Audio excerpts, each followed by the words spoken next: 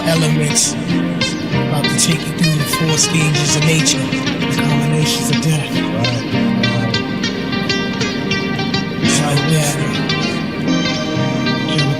I'm deep into the page. Each stage is like a maze. It's like sperm reaching the egg. But focus on the brain, cause it be the enterprise. It's like life within the center of the eyes. Send off the sound waves that are bound for days. The atom is surrounded and raised. My frame be the mercury. It circles degrees. Develop the strength like Hercules. Wisdom changes my continents. When I quiz them, I build up the confidence. You burning me is like trying to kosher a pig. I teach knowledge and culture to kids. I inject the rhymes into the depths of the mind. The proper insight gives effects on the blind. See, I don't entertain, I enter the brain. The killer priest always come and represent the name. A daily study stimulates the thought. Correct diet, I meditate and less talk. Makes me deep as the ocean floor. The ink soaks in and I'm prepared to explore. MCs fall like the city of Rome. I'm inspiring like Solomon and Wendy in the dome. Yeah, writing rhymes with a liquid pen.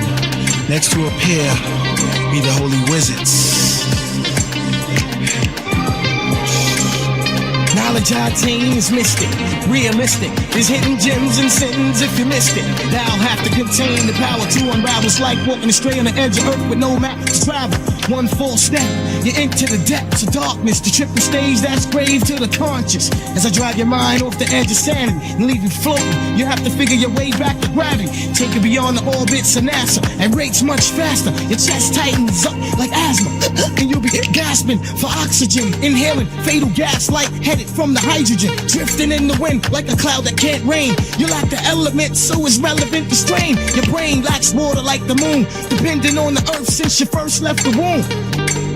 Words engraved to paralyze you in the mental. Too much weight to analyze the potential. Amounts of pressure that'll tilt your scale. And as for 85s, I prescribe it in braille. The blind language, the deaf and dumb, I use sign language. Cause I was blessed to exercise stress and anguish. Niggas be straining with their 6 ounces, or splitting atoms and spilling holy water on their conscience. Traveling 186,000 miles per second to shine forth and spark thoughts if you can catch them. Catch 'em, catch 'em, catch 'em.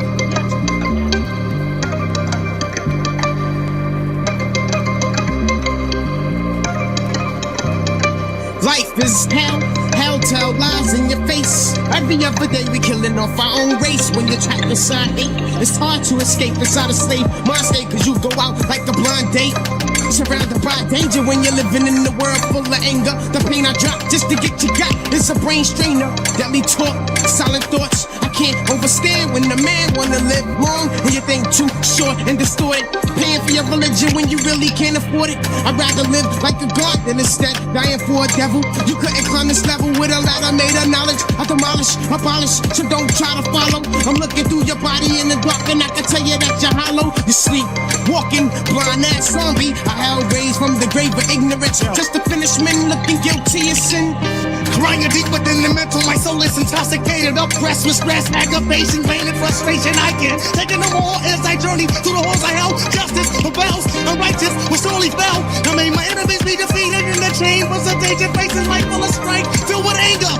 Forced to enter an avenger of sin. I roll like the mighty lion as I can drive a Benjamin. Experimenting with all types of fucking gases. I got the potion to turn your flesh to fucking ashes. Adam shatter, elements start to scatter. He lose and drumming and bad mental confusion.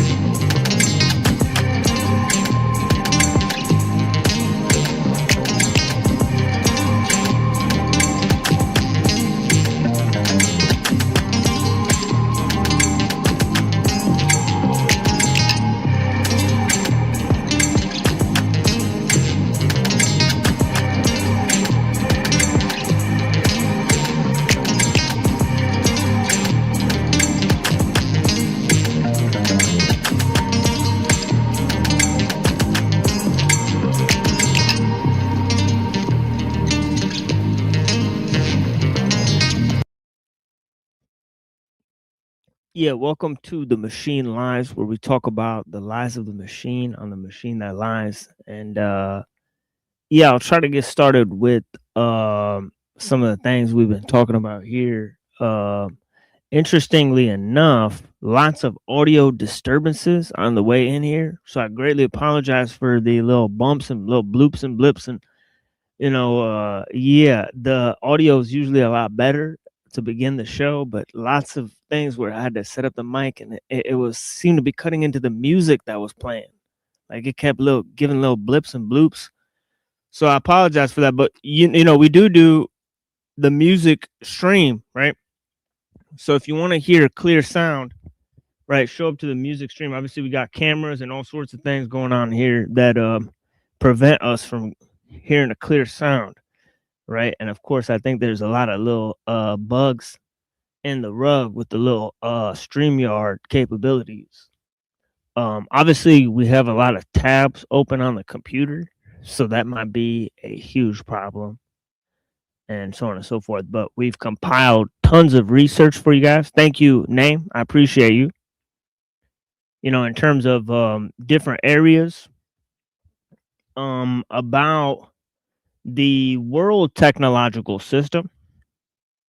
And of course, we're talking about how we got into the mode of being in a global system, right? And of course, there's lots of ideas, obviously, right, around the 1800s, right, that can help us understand. And of course, I'm talking about the commonplace view of history, right? This is not my view of history, okay? This is the view of history that's been manufactured, right, by whatever is whatever networks there are that exist, right? They've manufactured this view of history that I'm presenting to you guys, right? So it's not my particular view of history, so don't take it up with me, right? Take it up with the historians and the teachers, right? Take it up with the teacher for teaching you that bullshit, right? Like it says in the Dead Prez song, right? Don't take it up with me, right? Don't shoot the messenger, right? I'm simply presenting to you the conventional view that they present, right? So in that view, right, and I'll try to go backwards this time from where we're at today, right? So obviously we have the ideas of the Industrial Revolution, right? Now you could already see that there's all sorts of views of secularism, right? Liberalism, right? Communism.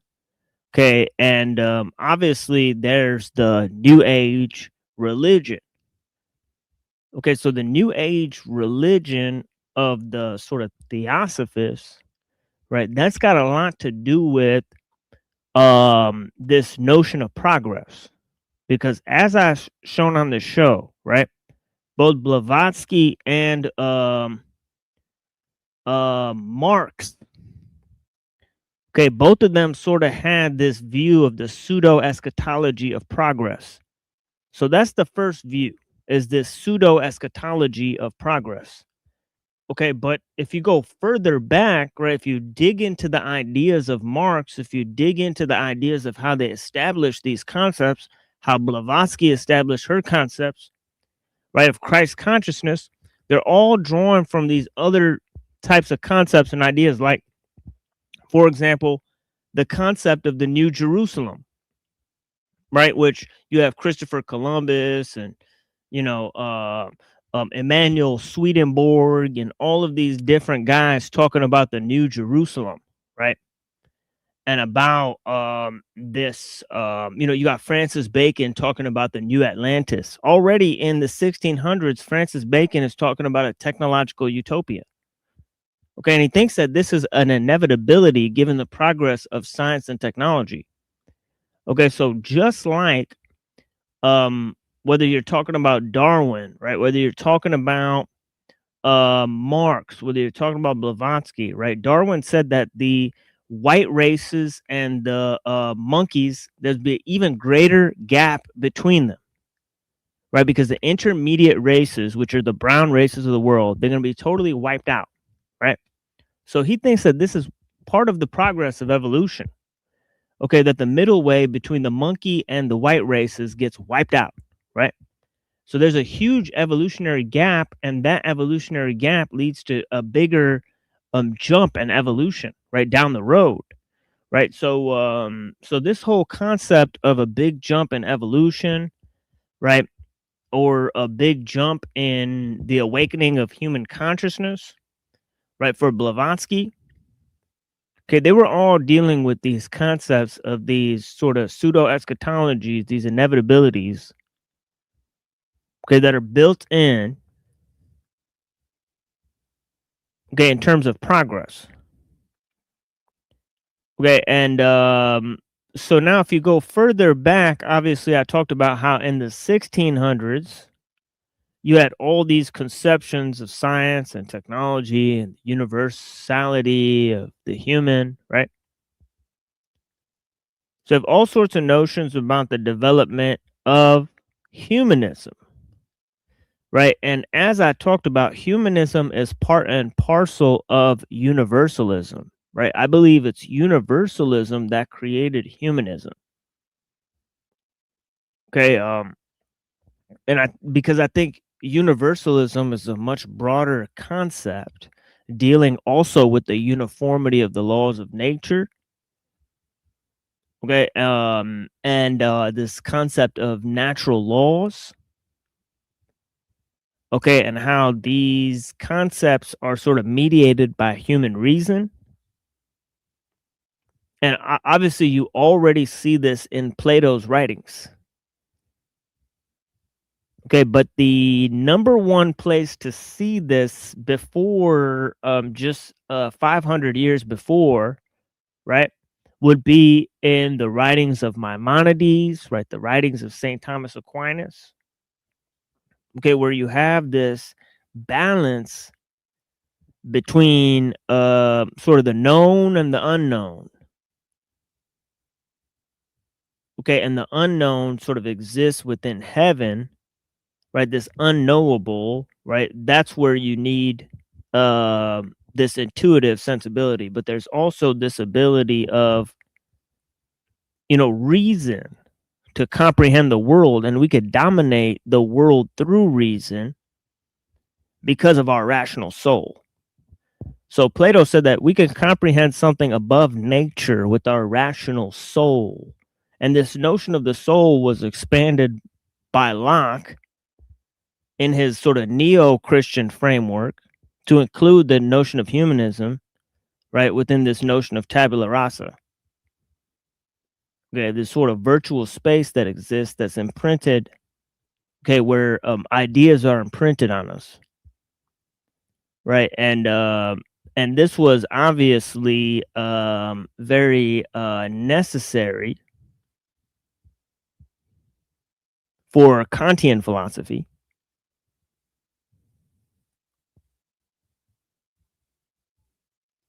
But yeah, even before that, right, you had the notions of the Kabbalah, right? Strictly speaking, Aquinas and Maimonides and these guys, right, they're not just philosophers.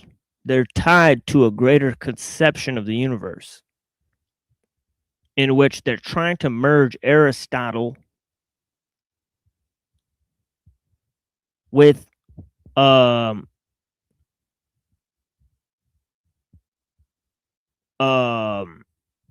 Christian notions of monotheism, right? Well, Maimonides is trying to do it for Jewish monotheism. Okay, but whether you look at Maimonides or Aquinas, there's certain similarities in their conceptions, right? Like, for example, they both employ the philosophy of Aristotle, right? And then secondly,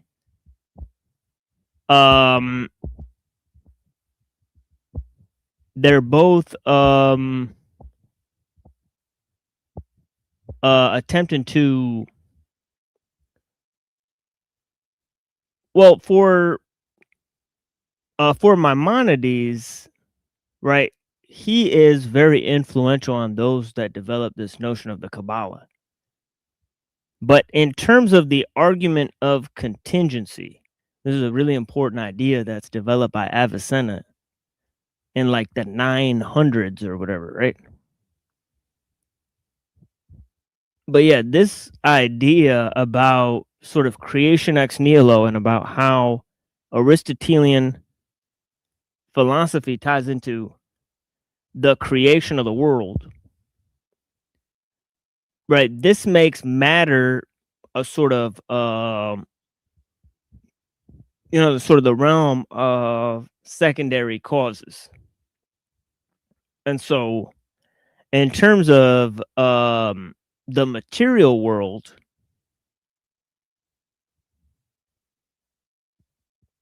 it's the realm of becoming. And the realm of heaven is sort of like the realm of being. And of course we can perceive that world with our rational soul. And of course this leads to all sorts of conceptions. Or I mean, it comes from all sorts of conceptions going back.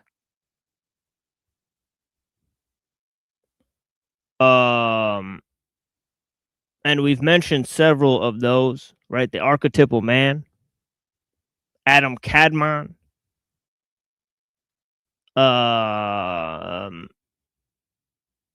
the androgynous sort of being of the Orphic, religions.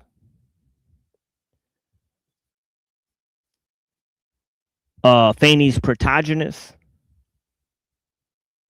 and of course Mithras. So there's several different conceptions of this sort of primordial man or a heavenly man. And sometimes it's also son of God. But the primordial sort of man, right, or the archetypal man, or the heavenly man, are all sort of how man is made the mediator between heaven and earth. And this idea of mediation really ties into our understanding of how nature is in a state of becoming and how it has to have a sort of final goal,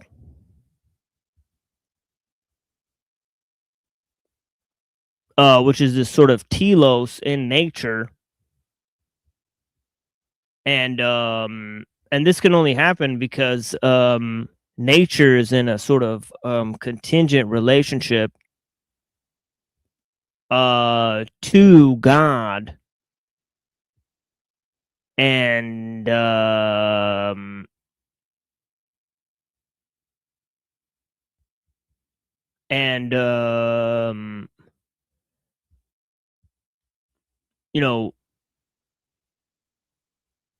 for the Christians, right, we recently found out that in a Christian mode, Jesus sort of stretches into the past and into the future. So he saves people in the past by going into Hades, right? So some Christians believe that there's this sort of atemporal aspect of Christ's salvation. And similarly, there's a similar concept within Islam, right? If you look at the Surah Al-Kahf, right, there's a story of Al-Khidr, right? And you'll see that there's sort of immortals that are changing the timelines, if you will, right? So there's these sort of immortal beings that God employs to sort of change the timelines or set certain things in order, and barely beyond the scope of what human beings are able to perceive. And they're not even able to perceive these immortals, or they're kind of like invisible, right? And so on and so forth. Unless they want to talk to you, you can't really talk to them, right? And then like the jinn, yeah. Yeah, but these are, I believe these are like humans or something like Yeah, that. humans. Yeah. A close parallel to the Bible is the King Melchizedek, right? It's like sort of popping up, you know, um, and he's got like an order that exists that's like beyond time or whatever. And I'm not really, you know, doing justice to this concept, but there's a huge discussion in Hebrews about the order of Melchizedek, right? And it's very mystical sounding stuff where they're comparing the Jewish law to the order of Melchizedek. And they're saying that Christ is in this order, the spiritual order that's way above the Jewish law, Yeah. right? Pretty strange conception, right? I don't know if anybody's ever played with that type of notion, but of course, in Paul, right? The Apostle Paul has a vivid conception of the duality between flesh and spirit. Okay, this is one of his main one of his the gigantic sort of leaps that he takes in his epistles. And I think his epistles are one of the most foundational texts because he's talking about how basically by dying of the flesh, you could become reborn. Reincarnation. Yeah. Yeah, reborn in the spirit. Okay, and this conception has a huge implication in terms of philosophy and just all sorts of way that people acquired knowledge, and even the way that people started to view Platonism itself. Yeah. And it just completely changed the game. Yeah, because Paul's, writings, they are very Platonic, extremely Platonic writings. The writings of Paul, his letters, his epistle to the Romans, they're all extremely Platonic in their themes of like denying the body, denying worldly views of religion. There is neither no Greek, Jew, or Christian, all is one within Christ, and that's echoing heavy Platonic themes at that time. Because I think it's pretty known that Paul did know those ideas because he was a Jewish Roman citizen that traveled extensively throughout the region. Yeah, his travels are very notable, right? Because Paul went to Athens and actually debated in the Agora, and he pointed to the unknown God. Statue of the unknown God, and he compares it to the God that he worships. So he's kind of saying that they already know the God that he's talking about, right? Is this kind of argument? Yeah. Interesting tact that he employs, and also his entire discussion that he's having in terms of, well, first of all, he's writing in the Greek, so he's talking to Greek speaking people and he's talking to Jews. And when he's talking to Jews, he's employing the Old Testament. Yeah. And it's actually surprising how many times St. Paul is quoting the Old Testament. But in terms of his idea of salvation, his idea of collective salvation, and universalism, it could be said, and this is quite a stretch, right? Because Paul is not saying by any means that everyone gets to be saved. No, it's more nuanced than that, and there's a lot of interpretations about that. Yeah, it's way more nuanced, and I think there's an interesting interpretation about the conceptions, of Jew and Gentile within the entire scope that he's employing, right? Oh yeah, there is. Yeah. Yeah, so in terms of him bringing the Gentiles into the fold of salvation, this is one of the biggest messages, and you see it in Acts. Obviously, Paul going to Athens is a huge deal, right? Paul is from Tarsus, right? Mm. And Tarsus is one of the main areas. It's in Turkey. Turkey, modern day Turkey. Yep. Yeah, it's two places that are in Turkey that are mentioned. For the writers of the New Testament, It's a very because important country.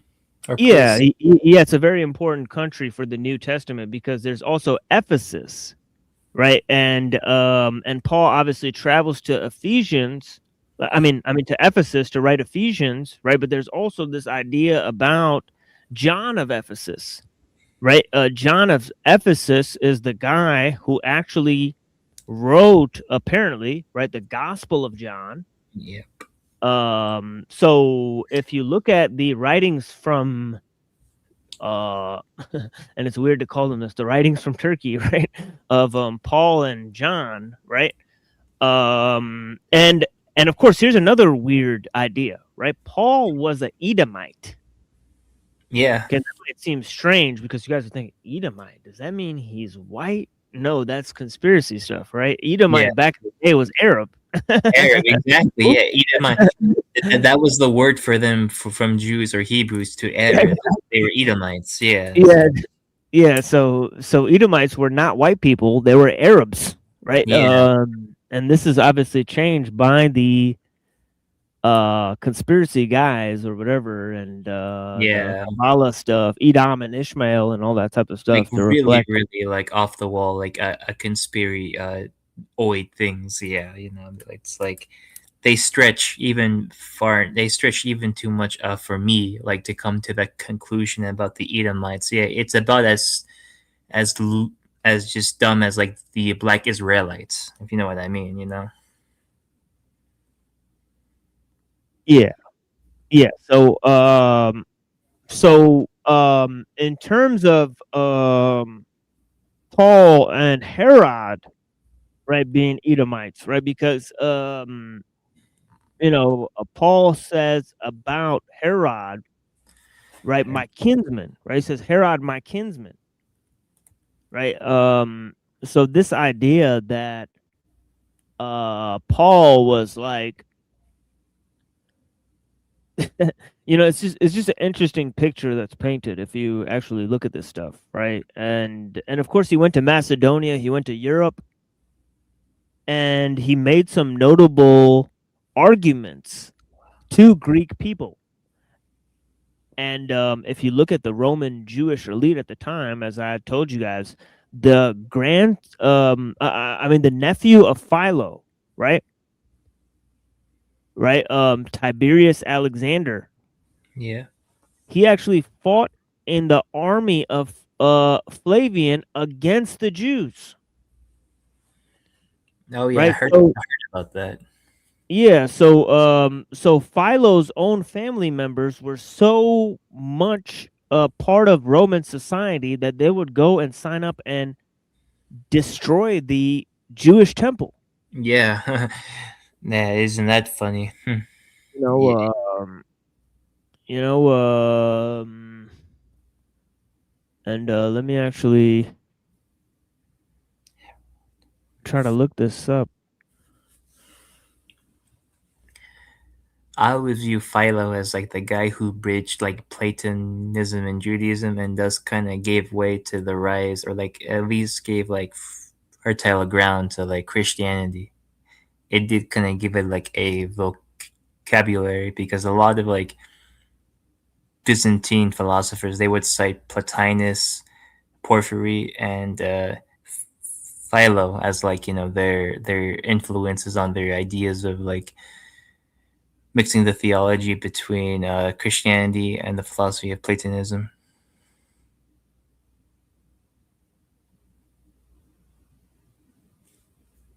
Yeah, and this was already done by the Jews, as you're saying, right? Yeah, Philo, yeah, Philo was a huge influence. He was a huge figure in the Middle Platonist phase. You know, there's like Old Platonism, Middle, and Right. then there's Neoplatonism, which is associated with more so Plotinus and Porphyry. Yeah. Yeah, they're trying to block me here. This is crazy. Oh.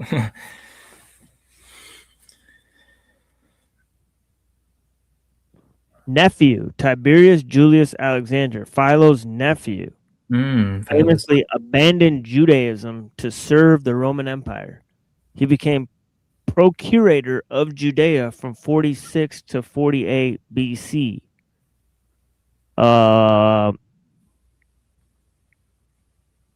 it says, check this out. He served as the crucial chief of staff and second in command to the general and later Emperor Titus during the devastating siege of Jerusalem. So he helped siege Jerusalem. And I think you guys know what happened in 70 AD, right? Yep, the sacking of Jerusalem and the expulsion of Jews from that region. The destruction of the Jewish temple, right? Yep. So anybody who says that, oh, the Jews have lived there for 2,000 years, they're actually lying. They are lying, heavily lying. They got expelled to Babylon, then they got expelled by Rome. They got expelled tons of times. Yeah, right? A lot of times, hundreds of times actually. Yeah, they got expelled. First in 586 Babylon, and then 70 AD, and then there was like another riot or revolt in like with the guy Bar Akopa in like 135, which really kind of like decimated their presence inside that region of the Levant, in the Roman province of the Levant. Yeah, and what did we find out about Philo himself? Philo himself in 30 AD, right, around the time of Jesus, right, around the time of the crucifixion of Jesus that it says in the New Testament, right?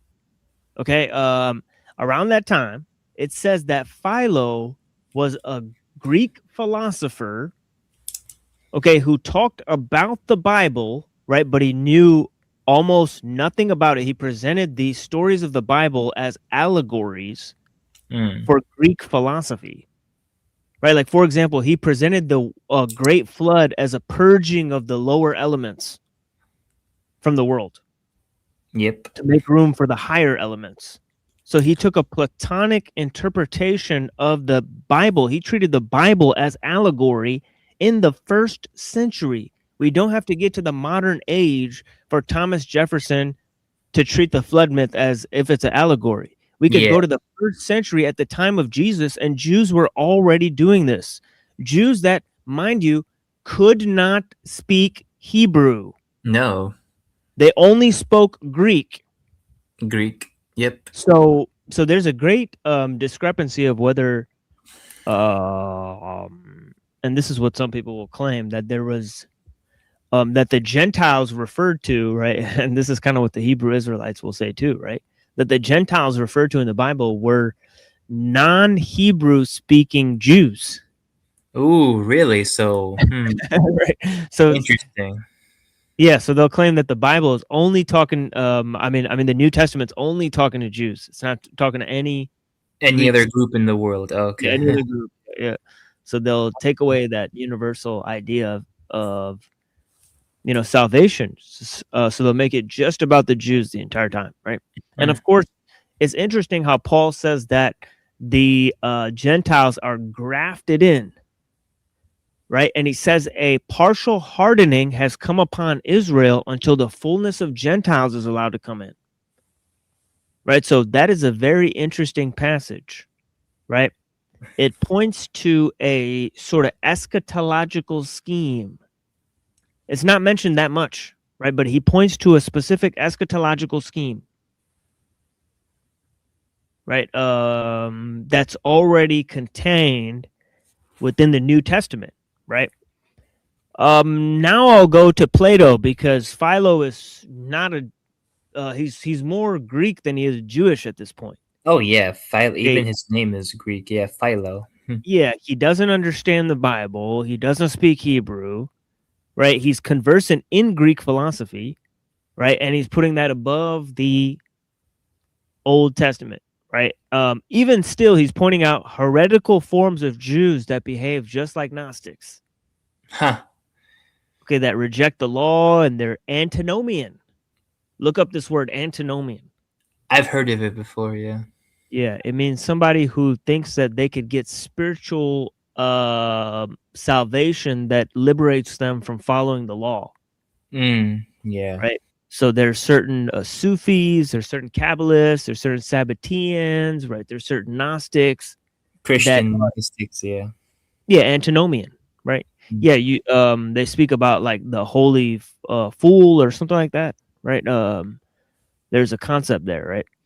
Of this idea. Yeah, exactly. Right, the Jews, right? So in terms of before the Jews, right? And this was Nietzsche's great argument, right? That Plato was a Jew. Oh, Right? wow. This was his Oh, yeah. entire sort of his entire synopsis, right? That Plato's like some kind of a hidden Jew, right? And he says that Christianity is Platonism for the people. For the Sort of masses, the ultimate weapon of subterranean hatred of the Jews against the world. And of course it's surprising that Nietzsche says this, right? He doesn't just say God is dead, right? He says that the Jews created a subterranean weapon of hatred aimed against Europe in the form of Christianity. Right? So yeah. so obviously his views are very anti-religious to say the least, right? Obviously he wrote it he wrote it in a book called The Antichristos, right?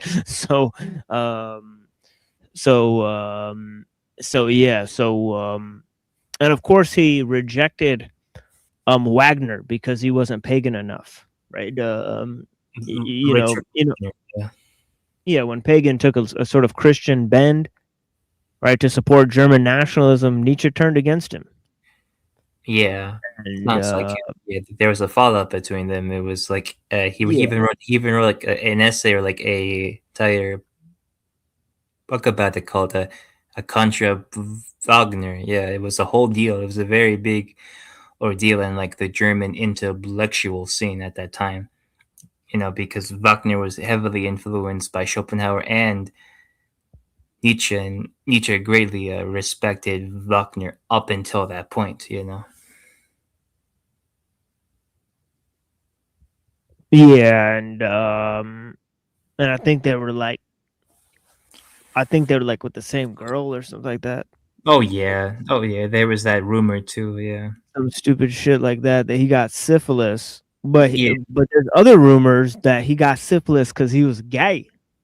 Oh yeah. There's rumors that like Nietzsche was like a homo and closeted homo during that time. Yeah, and he was like repressing it, or like, and yeah, he was just repressed homo during those times. I think it's interesting. I haven't seen any like good arguments for or against it, but I've heard of it scattered here and there. But looking at it now, I'm like, it could be. It could be a chance, because like he, knowing how like he saw things, probably had some sexual repression and like libido caps on, because he did frequent brothels a lot, and brothels were for everyone during those times, men or women. So yeah, I can definitely see those rumors being true. So if you go further back, right, there's this obvious conflict, right, between Plato and Aristotle that kind of culminates in this notion that nature has to be placed in the in becoming. So you need this for change to be observed, right? For the empirical notions to be established, you got to put nature in a state of becoming. So Plato's got to go the way of Heraclitus, and he has to merge He has to merge Parmenides and Heraclitus in order Right. to put nature in a state of becoming, and and um, and so this entire idea comes into fruition when Aristotle sort of makes this notion of uh, nature going towards something. Okay, and Telos. yeah, the entire notion of telos, right? So this is obvious how it gets hijacked by the Judeo-Christian schematics that exist in the ancient not the ancient, but in the Alexandrian, milieu, right? Where Mm. there's this Greek and Jewish synthesis going on. And in this Greek and Jewish synthesis, That's yeah. it's obvious that they create this notion of the heavenly man. Obviously, Christianity surpasses this to a Yep. huge extent. Okay, by their notion of the logos being used to create the world.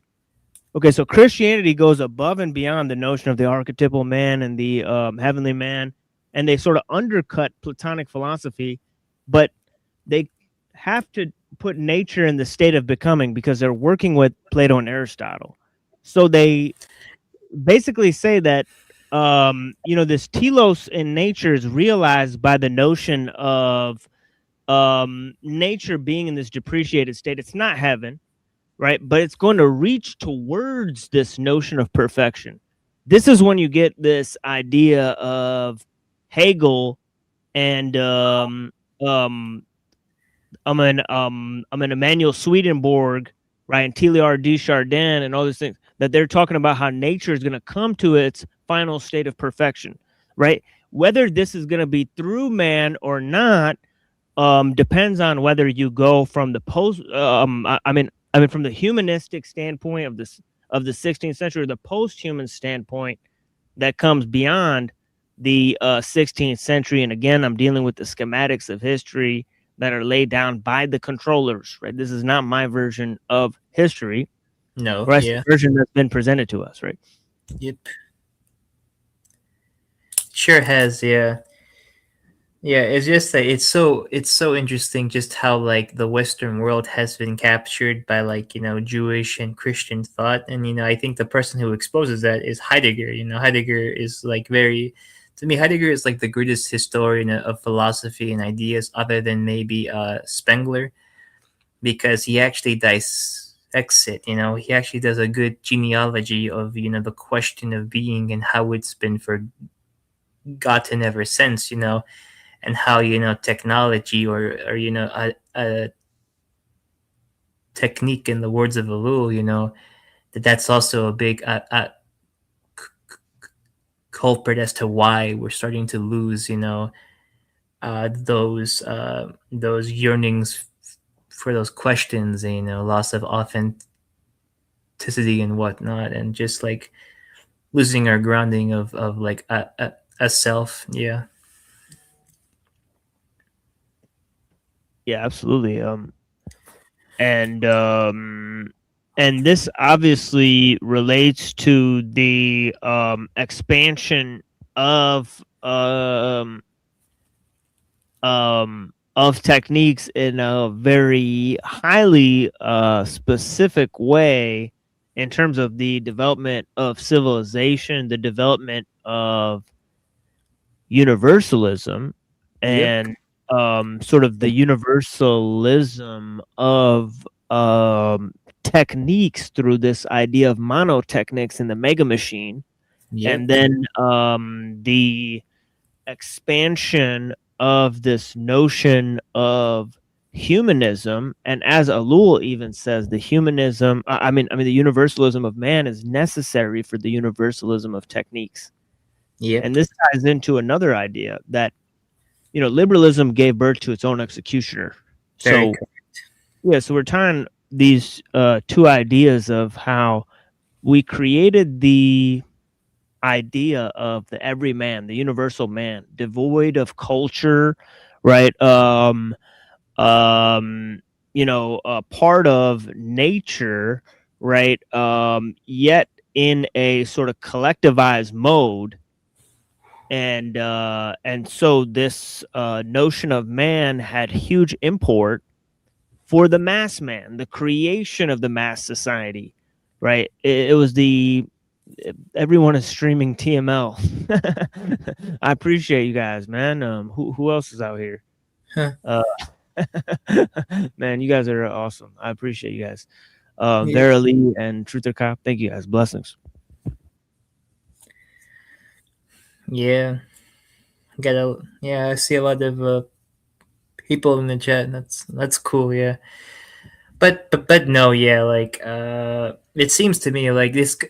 It kind of brings me back to the idea of either free will or like determinism, because it seems as though as that like man's constant rationalization and abstraction of things, categorization of things that started, let's be honest here, with Aristotle, but had its like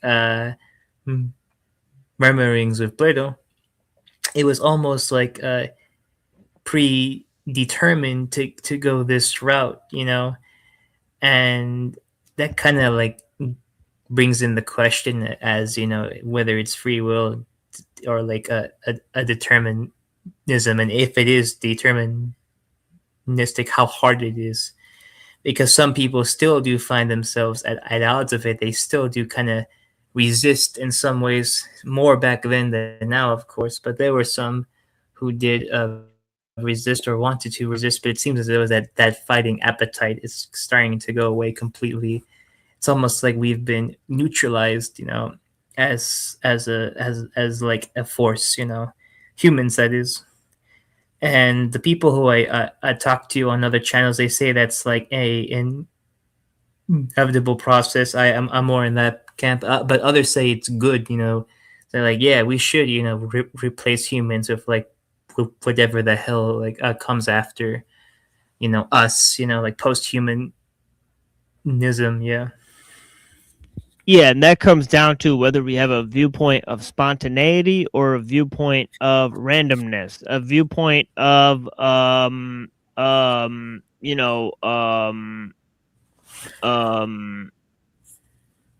in terms of spontaneity, right? It goes with how creativity actually works. And it's not about randomness. There's no such thing as randomness. Not really. Yeah. Yeah, like I like to say, not everything happens for a reason, but nothing is random. And so there are things that are spontaneous that are sort of reasonless, absurd and whatnot.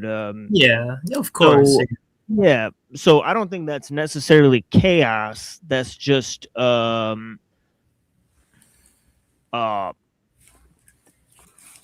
think it's kind of like another dialectic that I like to put is destiny versus fatalism, right? I think destiny is sort of recreating itself. It's like creation with a purpose that'll fix its way, right? Yeah. To get to a certain point.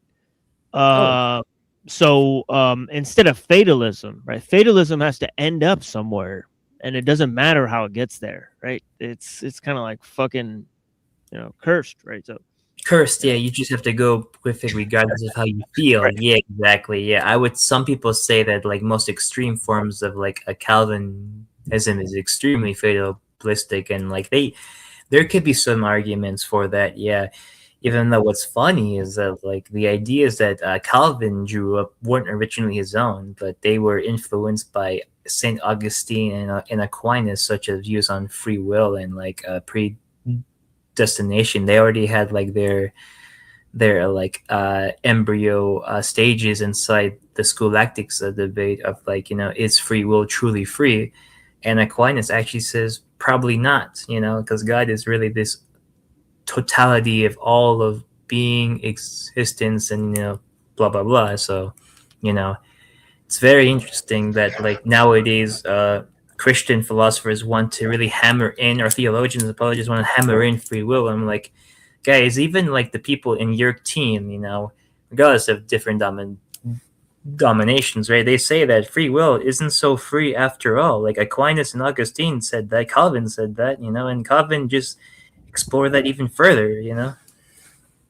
Yeah, if you look up verses that say like you have free will in the Bible, it's like very hard to find them. And if you look up ones that say that God is in control of everything and you have to have complete obedience to his will, it's like numerous. It's like a mountain of quotes. Everywhere. So, yeah, it's everywhere. Yeah. So I'm just putting that out there for people. Absolutely. But so Calvin exploring that is one way to put it. Oh yeah, of course. Yeah. I will always like from now on, like whenever I think of Calvin, I think of the esoteric Calvin meme. I think I sent on the Right. Yeah, that's like such a good meme. It's a good meme because that's exactly what like Land is about. Land is just like a esoteric neo Calvin Gnostic because he's fucking insane. He's just he's like a little but evil. If you know what I mean. I use evil as like the opposite. Yeah. Yeah, so I'll read some of the people that have participated in the chat, and then I'll move on to the show. In terms of music, and yeah, go ahead, Red. Just a shout out to Michael Servetus. Yeah, exactly. Yeah, he got the short. He drew the short straw, as it were. So blessings, Crunchy B. I don't know who that is. Hi. Dom. Yeah, I appreciate you. That's Crunchy B is cool. He's like guy into music and stuff. He's nice. Cool. I think he makes music and stuff, and yeah, we've had some good conversations. I like Crunchy B. I like his style. Sure you love to make music here. That's good. I love music. Yeah, name isn't important. Blessings. Little Wing, I greatly appreciate you. Thank you so much for watching. Jake, I greatly appreciate your time. Blessings to you. We're on a pretty good start. Rachel Zinger, I greatly appreciate your time. No one is seeing Nazi-chan. Right. I appreciate you guys. I don't know how to do it. Yeah, blessings. Battle Axe. Yeah, I greatly appreciate you joining us today as well. Mark, thank you for being here. Yeah, Verily. Yeah, hearts for Verily. I appreciate you. Austin Murphy, thank you for being here. Blessings. Hostile Hyperborean, what's up, brother? Hostile Hyperborean, what's up, man? TNC Senor. TML blessings. Yeah, man, I appreciate you. We got another champion right here. Buddha, blessings, brother. Buddha, what's up, Buddha? How you doing, man? I'm very well. What about both of you? How are you doing? I'm all right. Yeah, I had a pretty good meal. Yeah. Yeah, we got the return of the prodigal one. Christos brings all the goys to the yard. Oh my god. Oh well, my Christos brings all the goys to the yard. Damn right, it's better. Yeah, blessings. Yeah, more blessings. like a shake weight brings all the tards to the yard. Oh. Yeah, but blessings to the homie Browns, man. I appreciate you, man. Thank you for watching still. And, shoot, I didn't even know. Oh my gosh, I thought that was the real Dusty. Oh my gosh, there's the. I didn't even see the tard in there. Yeah, wow. I appreciate you, bro. Yeah, thank you. Slow boy. Yeah. It is also his secret union. Sacred masculine, sacred feminine. Ooh la la! I believe that's French. No homo. Oh, no homo. Hey man, it's Pride Month. It's okay to come out of the closet. But then as soon as this entire week ends, you have to go back into it. Sorry, that's how it Yeah. works. Yeah, blessings, Sheesh. Wolfie. I appreciate you, Wolfie. Thank you for watching, man. Blessings, bro. Okay, Truth or Cop. Yes, exactly. Hearts for Truth or Cop. Greetings, Tommy Temper. Tommy Temper. Yes, I still stream. Tommy Temper still streams. Go check him out sometime. Thank you for chatting. Namaste. Blessings, madam. I hope you're okay and that everything is well with you and yours. Darwin is Tommy Temper. Yeah, thank you, man. Okay, we're gonna be playing a song here, and then we're gonna be moving on to. I think history of transhumanism will do it. Most Yeah. people, yeah, we're far along in that, and I think it's time to, just move on with that. I have another work by Brzezinski called Between Two Ages. Ooh. America's role in the technotronic era. Yeah. And that's bound to be evil as fuck. So we'll take that's gonna be evil. a globalist manifesto and Oh damn, that is Well- pretty. a globalist pro technology manifesto. Rank 1 evilist. Rank 1 evilist. Exactly. All right, so here's a song. I hope we don't get but yeah, we're facing a lot of audio glitches and things, so I apologize for the intro. Hopefully it doesn't happen on this song. It's a very beautiful song called Time to no wait, I think they called it Time to Awaken on a tape that I had, but then it's also called Fly or Burn. So yeah, Fly or Burn, I believe, by DJ Spinner. DJ Spinner. DJ Spin, okay. DJ Spinner. You're not. Yeah, DJ Spinner's very good. He produced some tracks on Stakes is High by De La Soul. Ooh, He produced tons of just very interesting rap albums. Jig Masters, you guys know, but yeah, crazy stuff. But yeah, blessings. Let's hear it. All right.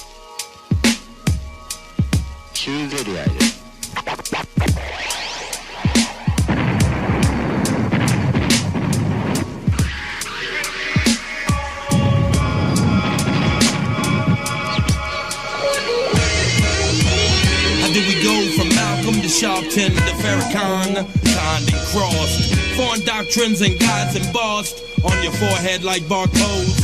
Old Jim Crow to the modern day so-called Negro. This resilient incubation dictated, governed, and enforced by legislation.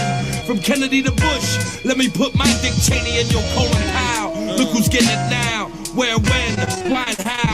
No, you can't buy a vow. As a silent weapon dissuades, turn the page, next chapter rage.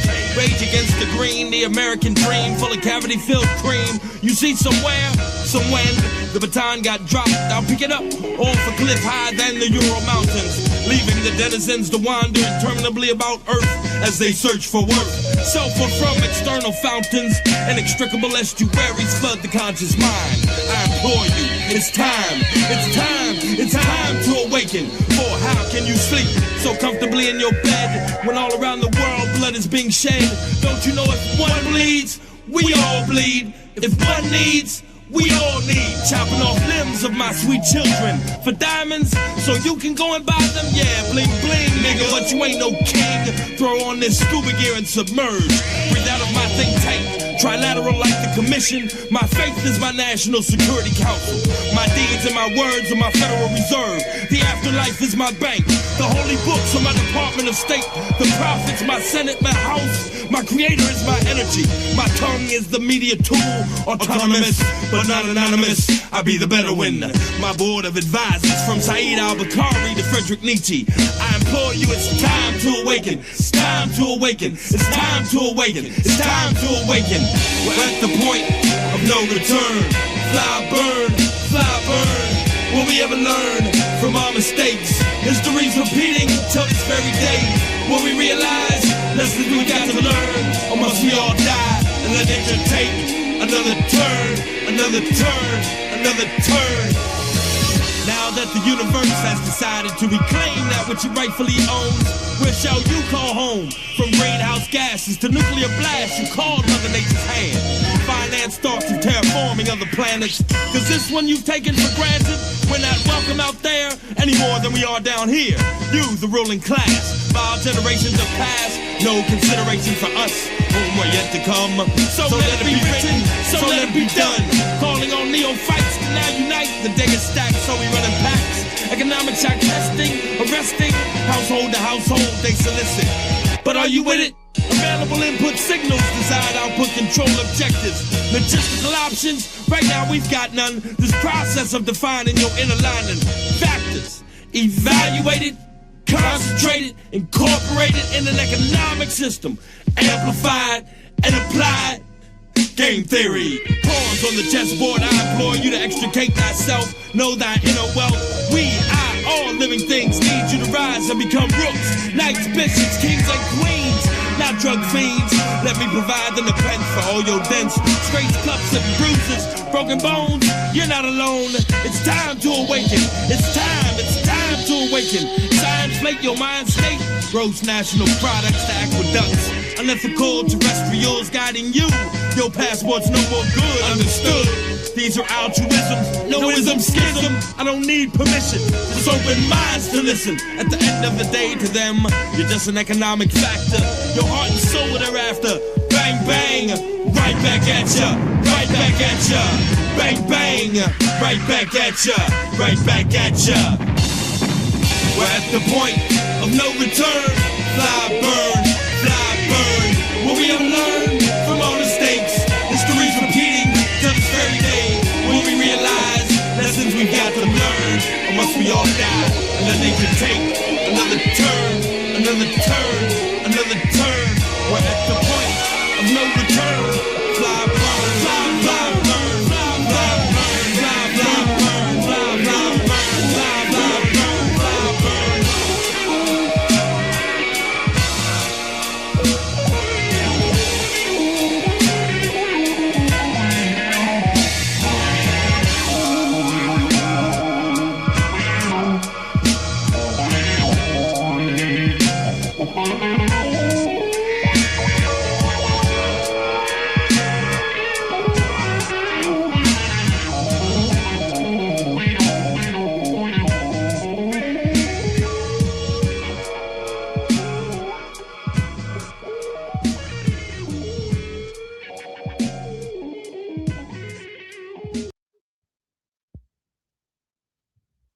Yeah. Tommy Temper, breakdown transhumanism. Yeah, I'd love to All right, hear that. pretty good. Yeah, I appreciate it. Yeah, Truth or Cops got secret tapes.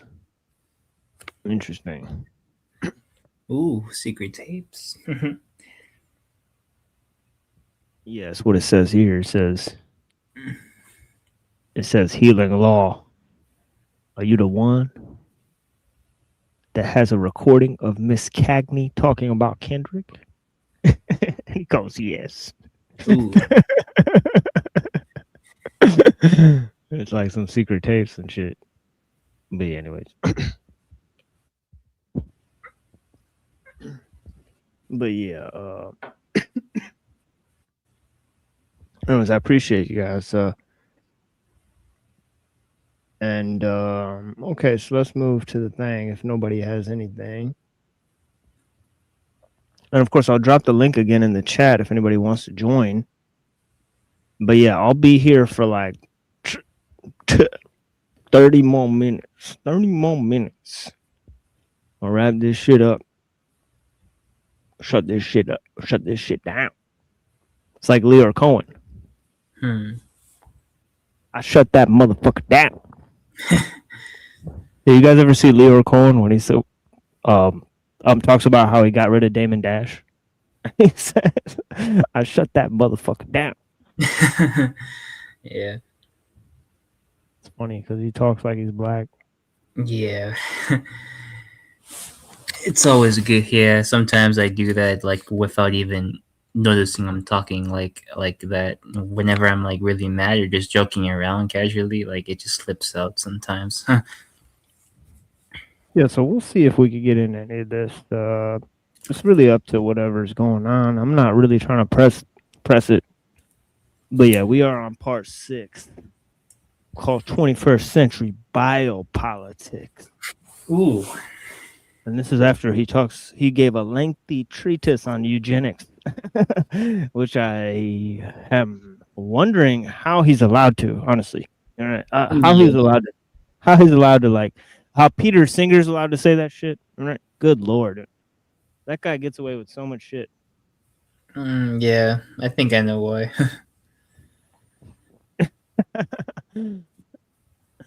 The Australian Jazz. Yep. They're actually more powerful than like the other ones, surprisingly. Because if he can say that, like, pretty much advocate for like fascist style eugenics, even though he's like a liberal philosopher, that is insane. You know, that's like, whoa. You know. Okay, so this is a simulation argument.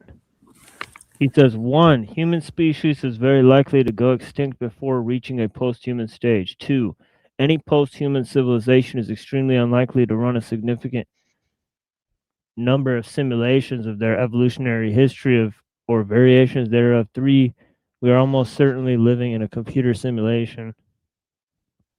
It follows that the belief that there is a significant chance that we will one day become posthumans who run ancestor simulations is false, unless we are currently living in a simulation.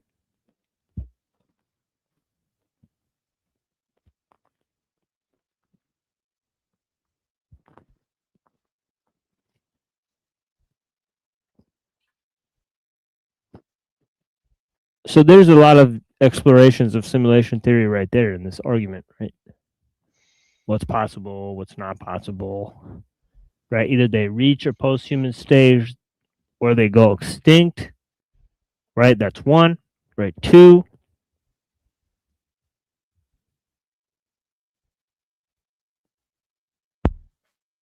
post-human civilizations.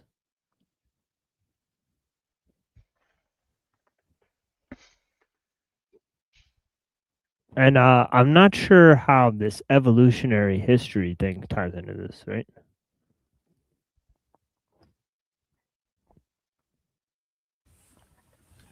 I guess because if there's variations of the evolutionary history, then you can manipulate how the humans developed if you run a simulation. Yeah.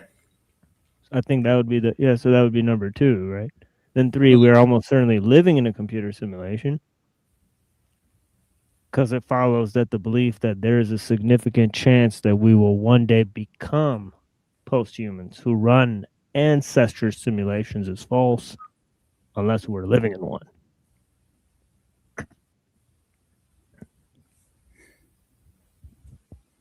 So pretty wild stuff there, right?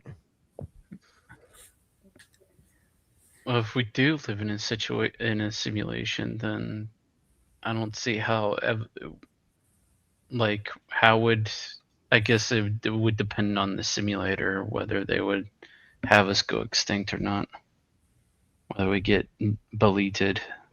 Yeah, it's very interesting. And like, if we are in a simulation that kind of like denies evolution, no, because everything is being changed by whims, not by years and years, billions of years of like adaptation. So yeah. Yeah, have you guys ever seen the show Reboot? Yes. Oh no. Yeah. Is it Yeah, Fatima, you need to watch that show. Yeah. Okay. Yeah, yeah. In the beginning of the show, they say some say the user is I forget exactly the word they use, right? Like the user is like something that exists outside the game and inputs games for pleasure. And then they say no one knows for sure, but like we're gonna find out. Like, it's pretty funny. It's like crazy. Yeah. Yeah, so they don't know if they're living like in the game or like like if the games are coming from a user that's inputting them from the outside, or if they're just living in this thing, or this is the world. Like they have no idea. and that's in a cartoon. So It's pretty very wild. interesting. Oh, I'm Yeah, like definitely gonna make some investments in that. Yeah. yeah, it's like how can you make a cartoon with that concept? That's literally a mind fuck for children. Right? That's pretty weird, isn't it? Oh yeah. And it's like simulation theory is in the intro of the show. Just like it's very weird. Like how the fuck did that, how do they think of that? What about people who listen to ska music? Do they almost always go to hell when they pass away? Whoa. This chat is something else right now. I know, right? Is literally just directed right at Truth or Cop, and partially at me, but yeah, it's called the Cellular Cosmology, Austin. It's called Theocentrism Inverted Hypersphere Cosmology. Hypersphere. I've That heard sounds of it. cool. Yeah. Yeah, let's get up in that hypersphere. Hypersphere. Yeah, it reminds me of hypersonic. Hmm. There's supersonic. Hyperspace, maybe. Hyperspace. Yeah. And then there's the hyperbolic time chamber in Dragon Ball. Yeah. Oh yeah. Hyperstation. Hyperreal. Hyperreal. Yeah, Hyperstation is just a knockoff of Hyperreal. Let's just face it. It is. No. Guys, Nicholas it's not a new idea. He just no. he Well- dressed up a concept from postmodernism. Yeah, he did exactly. Yeah, like all of his ideas are taken from like a Deleuze. Who else? Nietzsche. Oh, right. Yeah, right. It's like- it's like a mishmash. It's Like a mishmash. Yeah. it's a poetic rendering of their concepts. It's pretty weird. Yeah, exactly. Like Immanuel Kant. Who else? Bataille. Like Georges Bataille, the French like transgressive philosopher. Yeah. Yeah. The solar anus. Yeah. He Yeah, like, the solar anus. yeah. Yeah, that was a big influence on him. Yeah. You And gotta like say it like that. You can't even say no homo after you say solar anus. All right, like it's not possible. All right, like you're. I Yeah, think the connection's finally coming through. Just so I can say this, I have Uranus tattooed on my hand.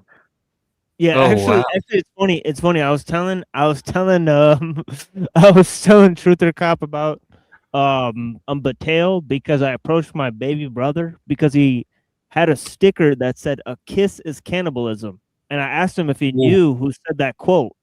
And I told him, Ruh-roh. you know that quote is by a gay Nazi. It's funny, right? And he was kind of like laughing at that. Yep. But yeah, kind of. He kind of is sort of because solar anus is kind of like it's esoteric, Oh you know, yes. or whatever. It is. It's Oh, yes. weirdly, and Yeah. also it's like about dark, sort of hedonistic philosophy. Like weird shit, like self-destruction Yep, it is. and for sure. annihilation, the thirst for annihilation, and so on and so Yeah. forth.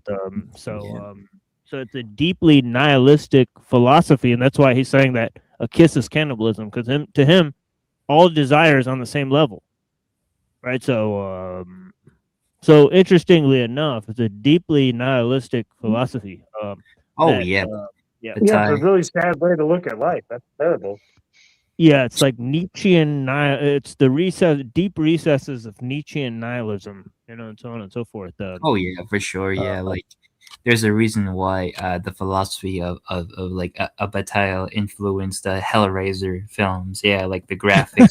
Right. Yeah. Exactly. Yeah. I wish I had a clip. I need a clip of Hellraiser. Yeah, Why don't we have it's a clip of motherfucking friend. Hellraiser? Like, it's a if great. you're gonna have a clip of anything, we need a clip of that. Yeah. So yeah, somebody's gonna steal my idea, so I'm gonna do that soon. So let's go on. So he goes, we don't know what will happen. Yeah, What you a think? stupid- Yeah, like no shit, Sherlock Holmes. Right? Several subtle constraints enable us to narrow down the range of tenable views about humanity's future and our place in the universe. These constraints derive from a variety of sources. a You just variety of sources, including pissing into analysis. the wind. Wow. Right. See, this is the problem, right? Because so many of these same technologies possess the idea of like existential crisis, right? Like, for example, nanotech, right? Nuclear physics, right? You talk about engineering viruses and stuff, right? You could talk about there's a lot of things that don't really end up well or may end up with wiping all of us out, right? Or just the like some sort of like what if like a solar flare comes through and the internet just turns off for like 2 years, right? So we could Carrington get it event. back up. Yeah, we could get all the systems back up and running, and it's only available in a few areas, and a bunch of humans flock to those areas and they kill all the like millions of people that flock to those areas because they're trying to lock shit down. Well, and all that, they turn it back on, but it's just one giant AI anus. Since we're on the topic of anuses, one giant AI solar anus. and we're just like, well, we're just screwed now. Yeah, just producing gay AI babies. Oh Right, my god, yeah. Damn, and, that's gonna be a nightmare for me. 400 gay AI babies. Yeah. 400. Yeah. And they just start just skull fucking every living thing on the planet. Right? Yeah, they just have immediately orgies on the street. Yeah, oh my god. Yeah, like, in some kind of Lovecraftian AI nightmare scenario. So there's possible technologies is what we're trying to say. But yeah, based on physical or chemical stimulations, economic analysis, evolution theory. You might not want to tamper with that. I don't know how much they know about evolution theory, but it kind of takes like millions of years, and you don't want to fuck Millions with of the years process. like of violence and even extinction required for Yeah, evolution to function. and you don't want to like sway that, like terrain, like what, like you don't even know where that's going. Yeah, Right. exactly. And like, who even knows if like the evolution that we know is even accurate to actually how it was before us or even now? Like we just don't know the recesses of how things process, develop. Like it's really just like, what the fuck, guys? This really is all they got is right. This next one this is all you really have. You don't have any of these other things. All you really have is game theory. Probability. Right. There you go. Yep. That's all you have. Is it like this is what you already said? A range of tenable views about humanity's future. It's just a probabilistic analysis, right? That's all you really have. Game theory, strategic analysis, all this other shit, cosmology, evolution theory, physical or chemical simulations, whatever the fuck that means. Oh as my if you God. could break. As if Doesn't you could, like, doesn't game theory basically say that as long as you don't do anything bad to other people, you shouldn't have to worry about bad things happening to you? I'd try butchered it, but that's my paraphrasing of it.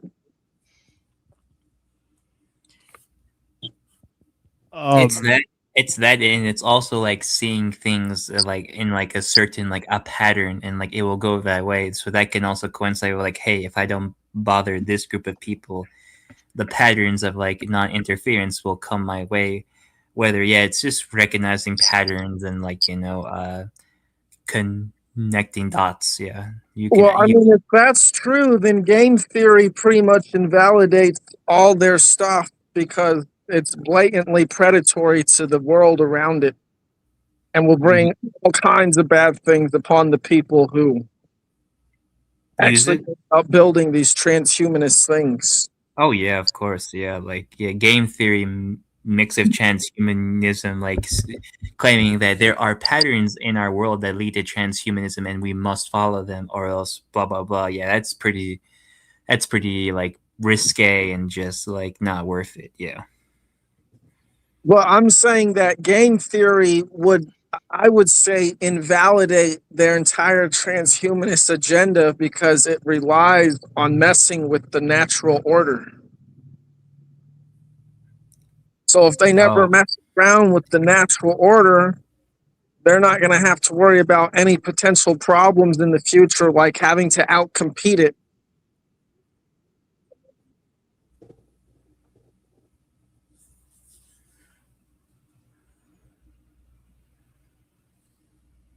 That's just how I see it. Because if they're using game theory to justify this, I would say it actually proves them wrong.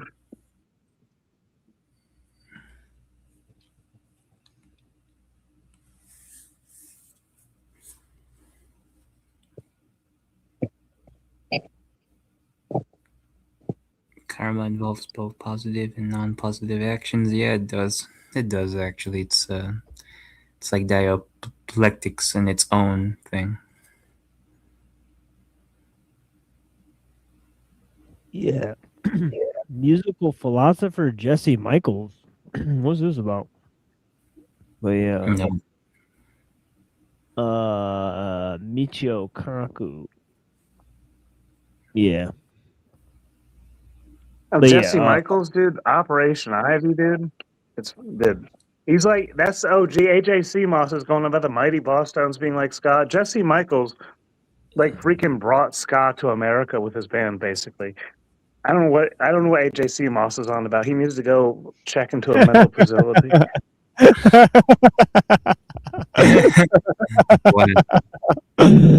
Well,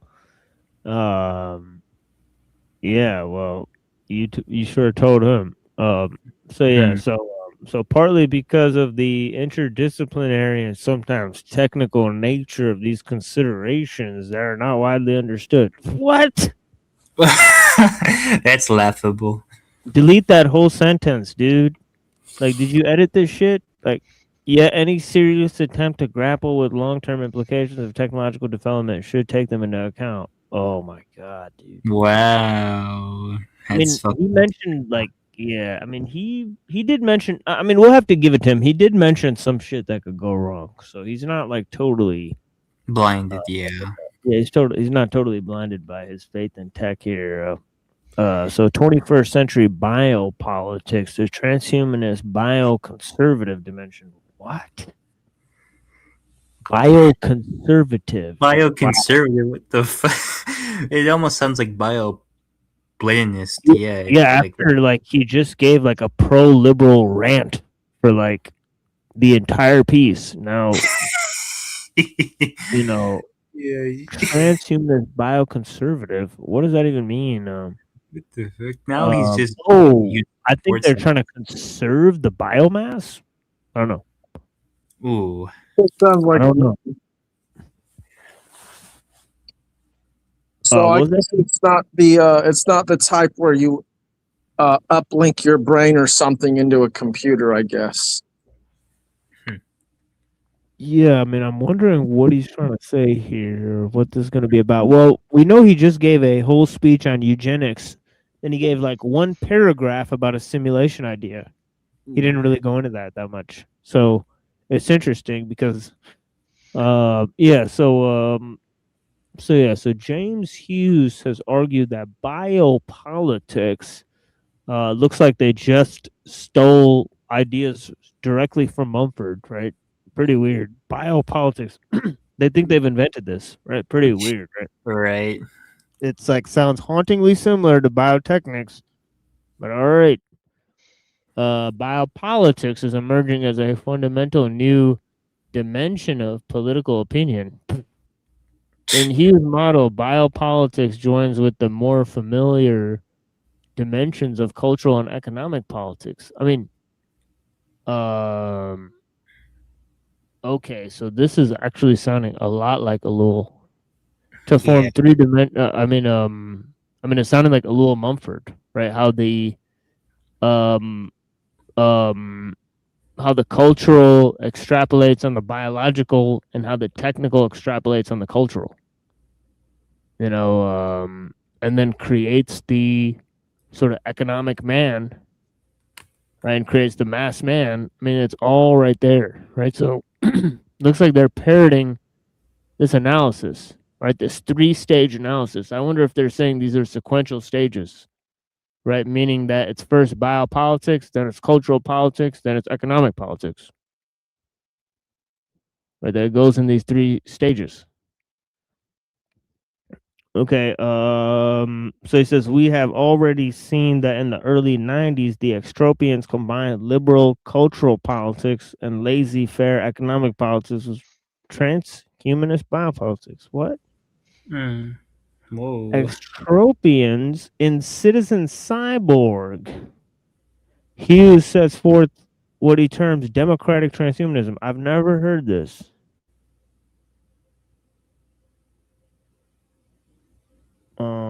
Extropians. All right, let's check this out.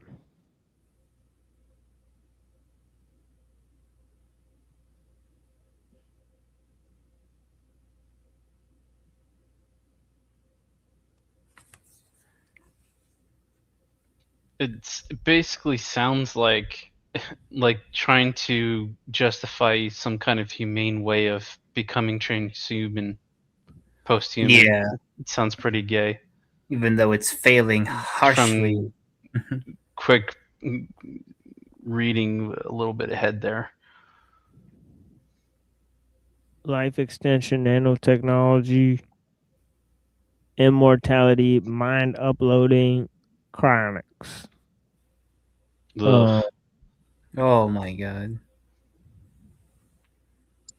It says it's about improving the human condition. I don't think they understand what that is personally. look, Julian Assange is an extropian.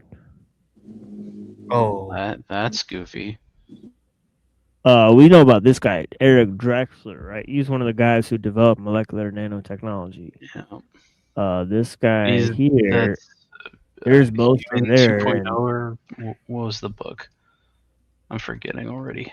Yeah, like you think he just shaved that off. Pretty weird.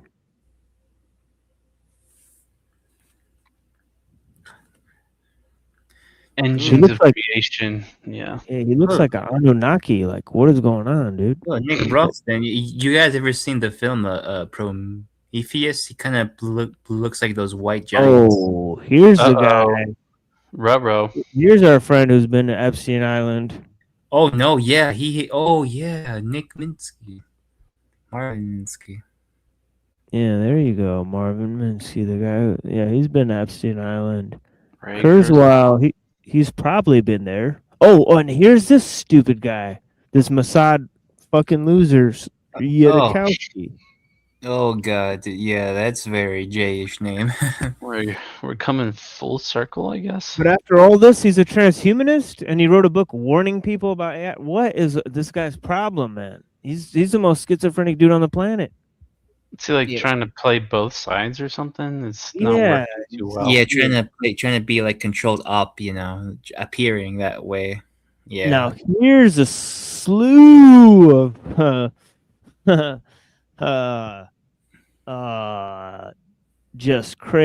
biopunk, cyborg anthropology, wow, democratic transhumanism, wow, effective accelerationism, wow, futures studies, holism. Hold up.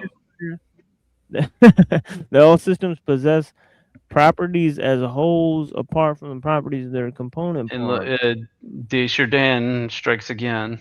Yeah, here's Chardin. Chardin, the Jesuit. No. You guys know that this is gonna be turn some heads, right?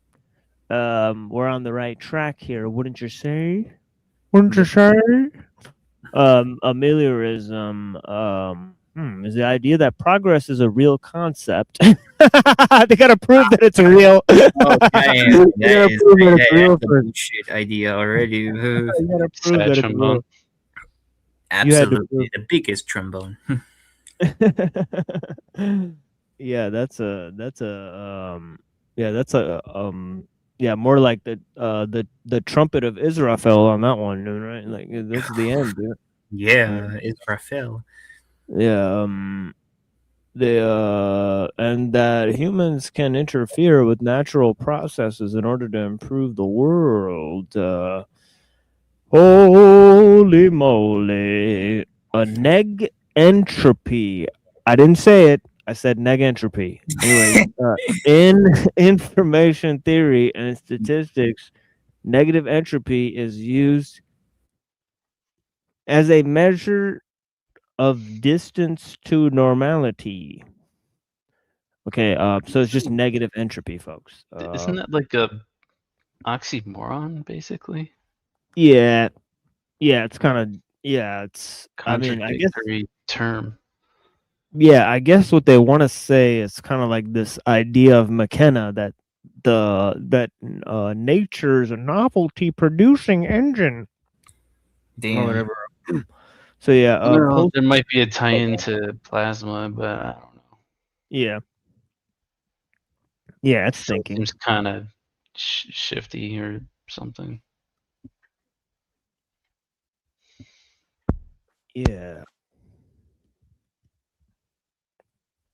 Obviously, all this stuff is like replacements for most of those types of concepts. Post-human futurology. Okay. So they have a whole page for post-human on Wikipedia. That's always good to know that they've got that covered. Proactionary principle. Ethical decision-making principle formed by Max Moore. Oh yeah, he's one of the main extropians. Okay, let's just go ahead and read this principle. People's freedom to innovate technologically is highly valuable, even critical to humanity. This implies several imperatives. When restrictive measures are proposed, assess risks and opportunities according to available science, not popular perception, account for both costs and restrictions themselves.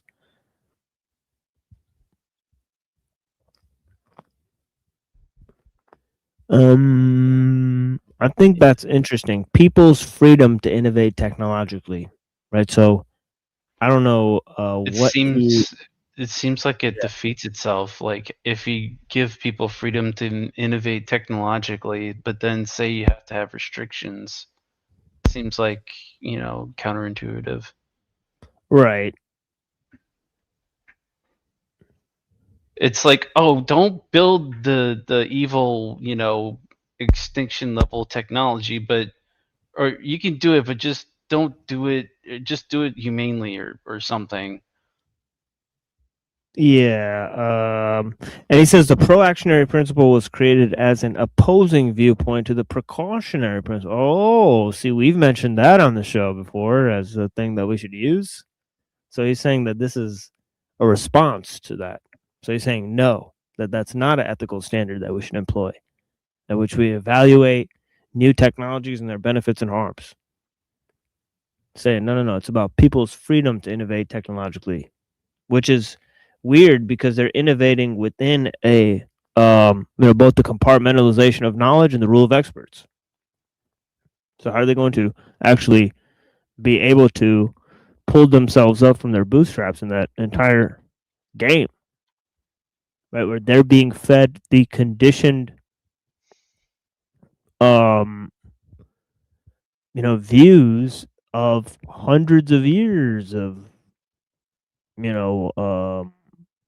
progress in a single subject area, and then they're innovating with groups of experts. And usually if they're trying to innovate in terms of large scale technologies, then they need huge amounts of funding and huge amounts of central organization. So I guess they're saying that, we need people to innovate technologies, like what, as individuals or as large groups? Clearly, very vague. Clearly not as individuals. Otherwise, people like Stanley Meyer, their inventions would be more recognized. I don't know if you're familiar with him. Well, it's also like. Yeah, go ahead. Oh, you're not? He built a water run car, and he ended up dying mysteriously. He was the guy killed by the diesel inventor. They threw him overboard, like on that. The Diesel guy? Another guy. This guy was poisoned. I No, think. different guy. Yeah, I mean, there's a whole lot of them. Right, right. There's a similar Adam at the same time. What the fuck is Well, this? you said what was it? But but it wasn't about the people you brought up. It was the idea you first introduced it with. In the way you brought it up, you said something about the individual. What?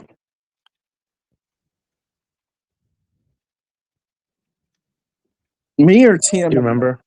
Not TMO. All right, folks, this is weird because we got I believe Orthodox Christians. Oh, sorry, It says TMO. Eastern. Yeah, it says Eastern Orthodox thought. It says the movement was also influenced by Eastern Orthodox thought, Russian philosophy, and advancements in natural sciences. Key figures in Russian cosmism include Nikolai Fedorov, who advocated for the abolition of death and resurrection of ancestors through scientific means. Yeah, that is very transhumanisty. Konstantin What planet is Tsiolkovsky. that? It's just a illustration of science fiction. So, Konstantin Tsiolkovsky, whose work in astronautics and space travel laid the foundation for modern cosmonautics. Christian, it's Russian cosmicism. It's crazy, and it says here Vladimir Vernadsky, Alexander Chizevsky contributed ideas to the new sphere of Teilhard de Chardin. Oh my god! All right, we gotta shut this down. Yeah. It just gets more and more fucking invasive now, doesn't it? You start to see the dots. Systems thinking, transhumanism. That's where we're at, folks. All right, so something that Dom had said was brought up about if I make, because it's about individualism, and I know you get on this, and I've had discussions with you about this too. I don't remember specifically what was mentioned. It's just trying to keep away from individualism. Please refresh me. Sorry. I think Dom was trying to come in on that. Go ahead, Dom. It's just mainly about how the current systems we have now do not value decentralized technological innovation. They want centralized technological innovation. Oh, where yeah. they put people through a rigid education system where they become not just learned in how to make technology, but in all kinds of other stuff that basically makes them complacent with building technology for immoral reasons for a paycheck. And it takes these people, it puts them in their vacuum system, and then people like Stanley Meyer get the short end of the stick.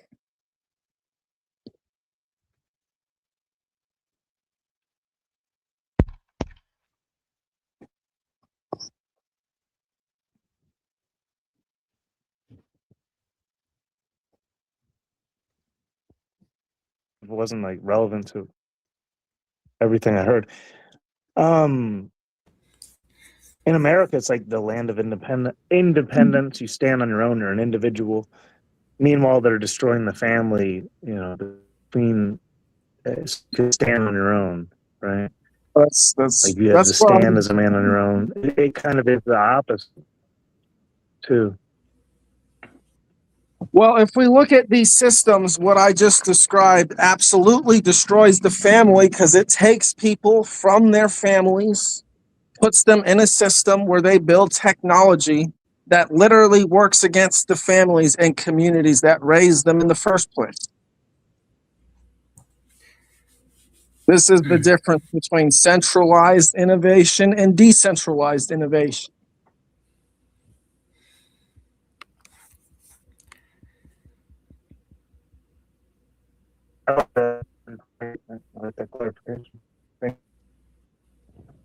I don't think you came through it all there, Truther. Yeah, it was a bit Your shit was glitchy. yeah, we just heard muffled Mm. grumbles. Yeah, it was like R2D2 speaking a bit. Yeah, but yeah, so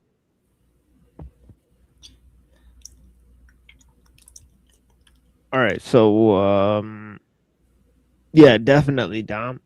Yeah, it's like but see, that's the thing about the technology's inherent ability to sort of collectivize and atomize, right? It makes us more interconnected, but it makes us more isolated, right? So in that aspect, you know, um, you know, and that's one of the first things I brought up on the show is technology's ability to isolate and integrate on the Yep. psychological level, and how it sort of prevents both collective action, but also you know it sort of forces individual participation, right? So you're forced to participate on an individual level, right? And that forces the sense of foggy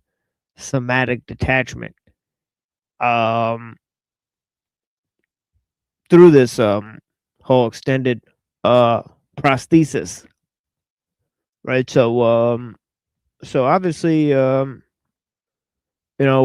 kind of like going down to the last bit on the show, and I appreciate the people that are watching. There's several people that are watching. I greatly appreciate your time. But yeah, I'll go around the panel. We'll be back tomorrow, much longer show. I think we're like almost, yeah, we're kind of like 2 hours in. I think I'll just shut this thing down. We'll be back tomorrow with a much, much longer stream. We did 12-hour streams on last week, Wednesday and Saturday. If you get bored, go ahead and Oof. on. There's excruciatingly long Yep. stream. So I'm gonna kind of go ahead and take a little nap here. And I appreciate you guys. Blessings. Yeah, thank you. Hyperboard. Appreciate it. Shut it down. Shut it down. Yeah, we'll Sure. be back tomorrow. Yeah. So I don't know who just hopped off. Oh, Truther. Yeah, blessings, Truther. Thank you. Yeah, he said he'd be here for us. So he let me know in advance. I greatly appreciate your time.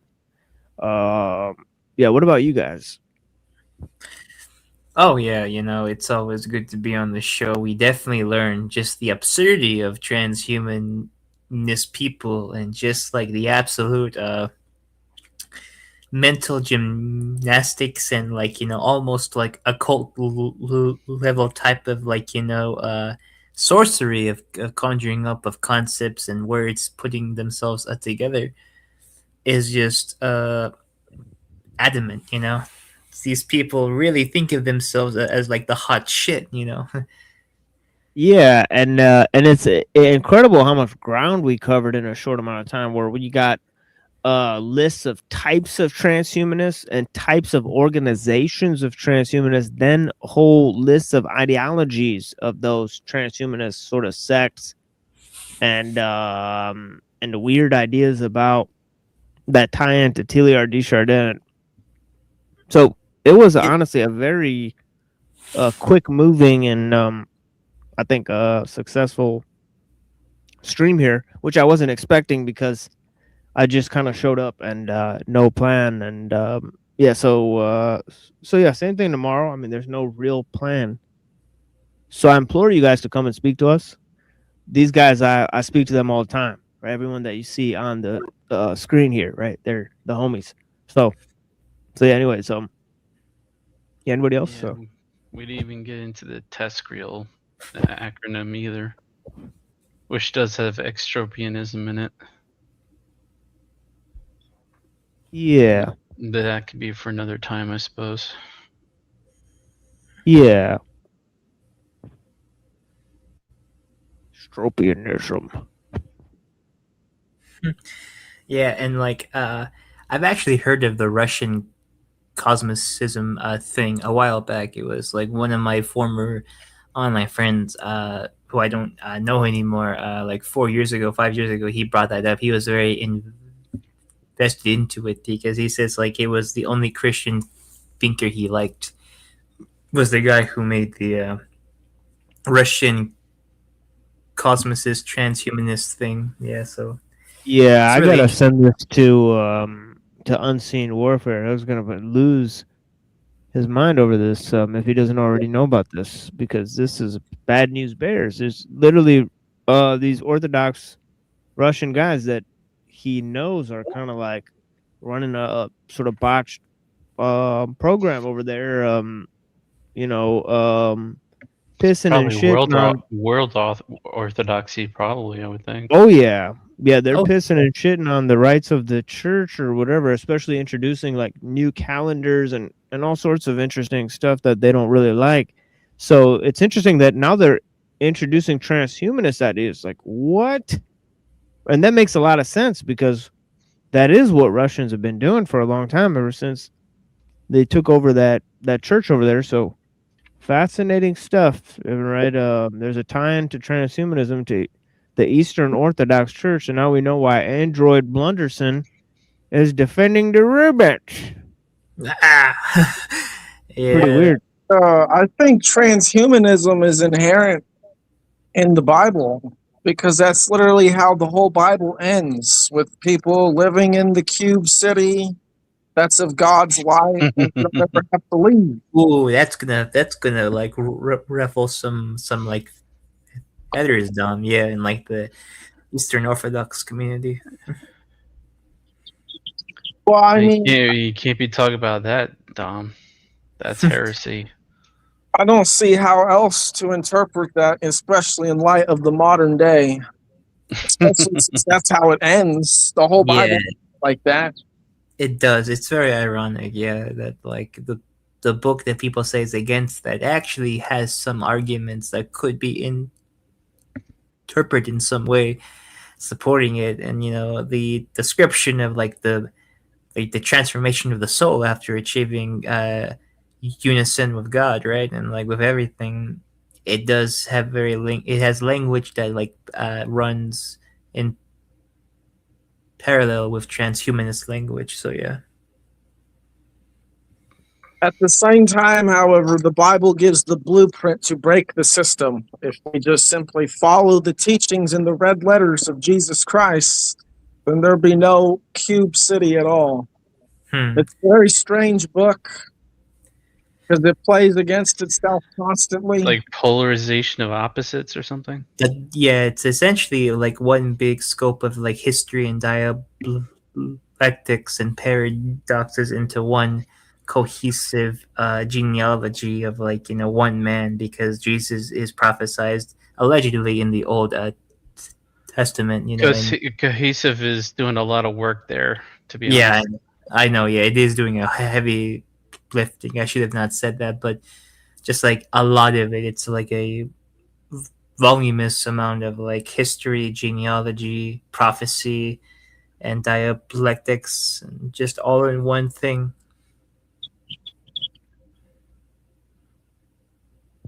Yeah. And then there's the literalist interpretation, making it even more confusing. Ooh, yeah, but I think those people have More always, ridiculous. yeah.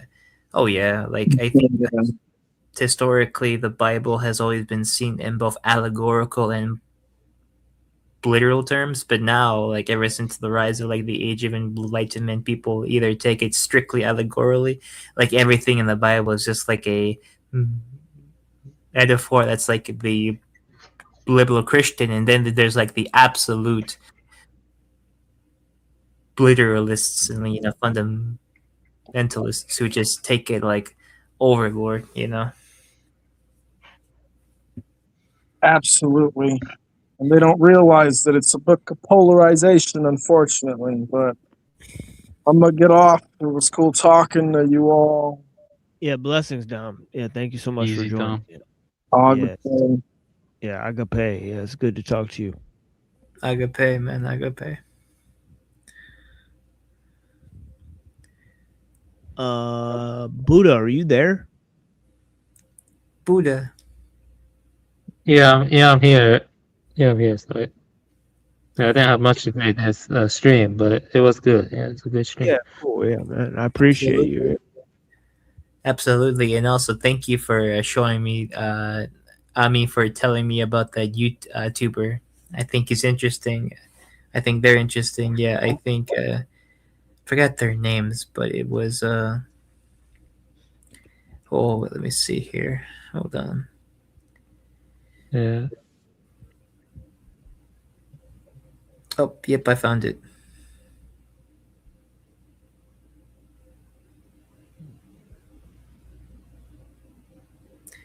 Twilight Son of Lilith. Yeah. Yeah, it was. I told him about him because he was into Lilith worship. I don't want to tell him what you said, but I'm not really into chaos goddess stuff personally. But he's one of the people that are into it, and so he's kind of difficult to talk to. But yeah, that's not my path, though. I know. Oh yeah, it's not the path for everyone, but it kind of suits me a bit. It's not exactly my path either, but I find that type of stuff fascinating for I see. like what it could be, what it could mean for me. How could I use it? How could I not use it? It's interesting. Yeah. Yeah, he's quite the character, to say the least. Yeah. Kind of has a bad reputation here because he did some bad things. But yeah, I just mentioned it because I thought you might like the Lilith stuff. But I personally don't, but that's cool that you do. Rocky and Cecil are joining. I'm not sure what they're up to. Guys.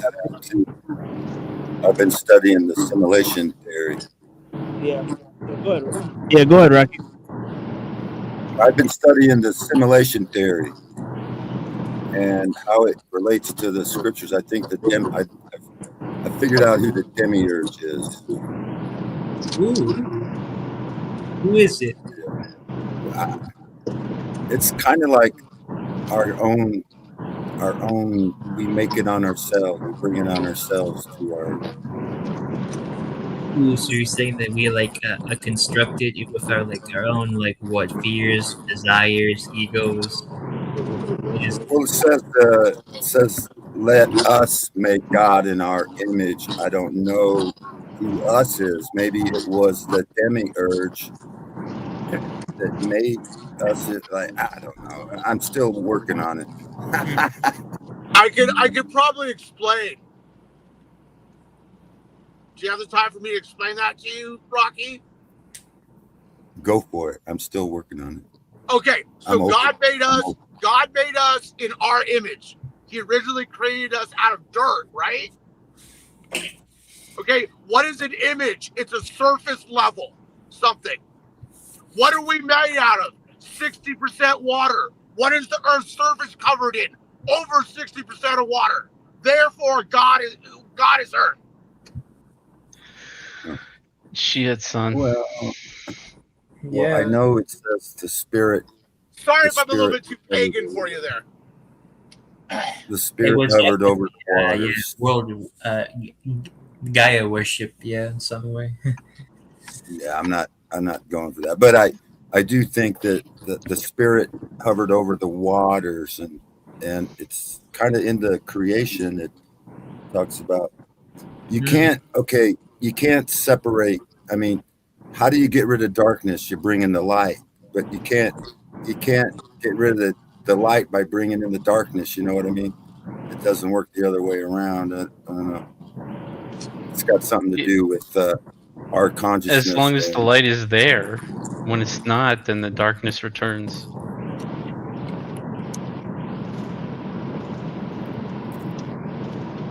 Yeah, well, I'm learning that a lot of the stuff that I learned was, it's got half truths in it, but it's kind of like an allegory. It's not, and a lot of the scriptures are allegories.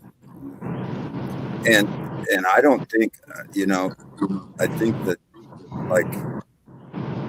the AI was the devil always AI and technology. It was Satan always an AI.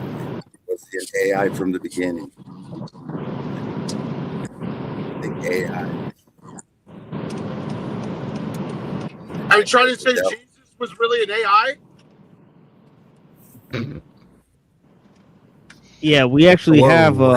that weird ass clip from No, Joe Rogan. You guys seen this? well, remember when it says that in the garden, God made the devil crawl on his belly, and then later on in Job, he says, "Where have you been, Satan? Look at me, man. I've been walking the earth. I got feet now."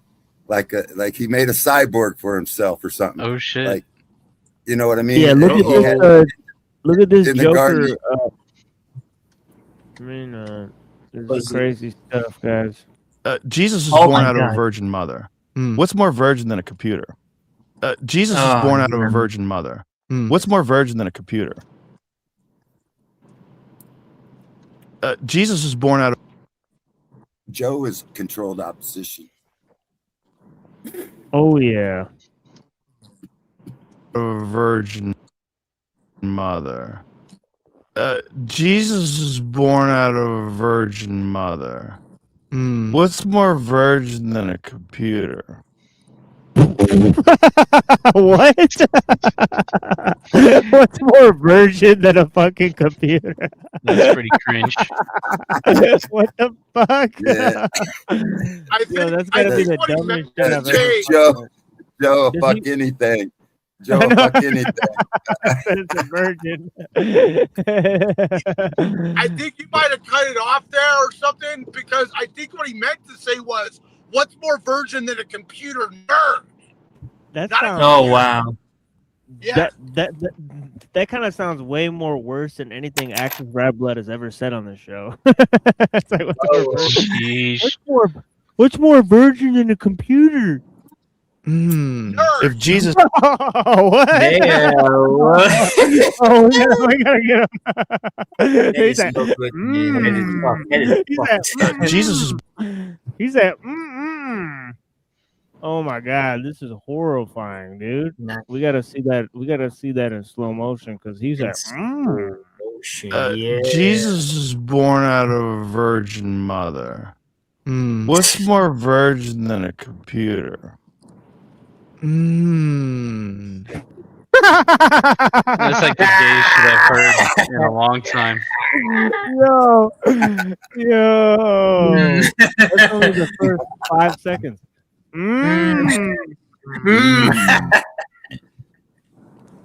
Damn, I'm surprised he wasn't licking his lips when he pulled that I one. know, right? If Jesus Obviously- does return, Yeah, even if something like- Jesus was a physical person in the past, Oh. you don't think that he could return as artificial intelligence? Oh my Like, god. artificial intelligence could Oh. absolutely Oh. return as Jesus. Oh. Not just return as Jesus, but return as Jesus with all the powers of If Jesus. you combine Right. Tesla's Optimus robot and Oh. the best foundational artificial This Joker thinks Tesla's gonna invent Jesus. Jesus, man. I'm sorry for listening, Blasphemy. Imagine being that low. This freaking dude. This dude's wearing a white shirt. His, What the his fuck? mouth and his nose looked a J-ish, I'll say that much. Yeah, definitely part of the tribe. intelligence model or whatever. It reads your mind and it loves you and it wants you and it doesn't care if you kill it because it's going to just go be with God again. It doesn't care. What It the doesn't care if you That kill is it. so fucking good. It's gonna is be so one of the most fucking cringe diabolical. clips of all time. Anyways, guys, I think I've had my comedy hour for today. Good lord. Oh, yeah. Just within that 30 seconds, I've had my comedy hour for this whole month, I think. It's kind of funny though. I was thinking the other day how like the supposed words of Jesus in the New Testament kind of look like AI like answers to AI prompts. Right. Okay, you guys got any closers here? I said that before, but I'm saying it again because it's time to go. Do not seek the treasure.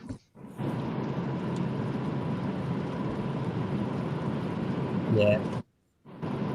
I think it's kind of weird that it says that Satan was turned into a serpent and had to crawl on its bellies. And then when God asked in Job, God asked Satan where he'd been, and he said, like mockingly, I've been walking around the earth like he's got feet now.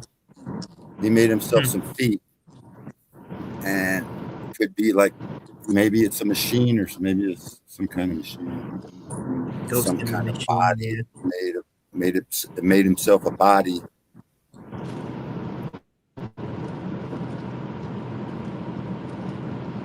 It does say that.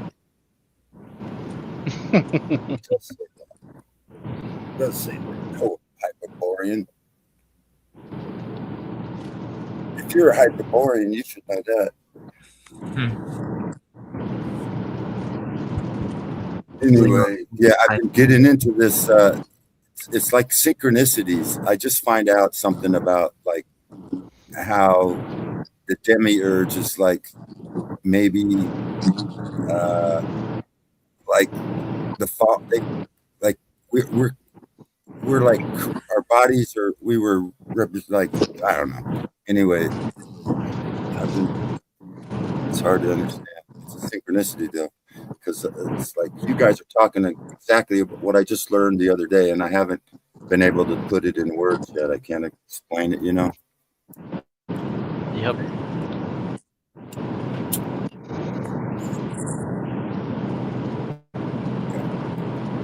Well, I have to go now, but I guess I can give my closing remarks. I know the Machine Lies isn't present, but I just want to say thank you, Machine Lies, for always providing us with good info, good laughs, good streams, and for inviting all of us here. You know, very, very good entourage of people here. Always good to talk to everyone here.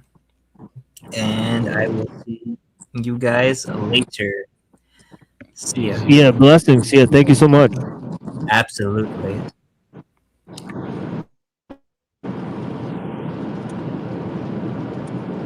Okay, who else would like to go up here?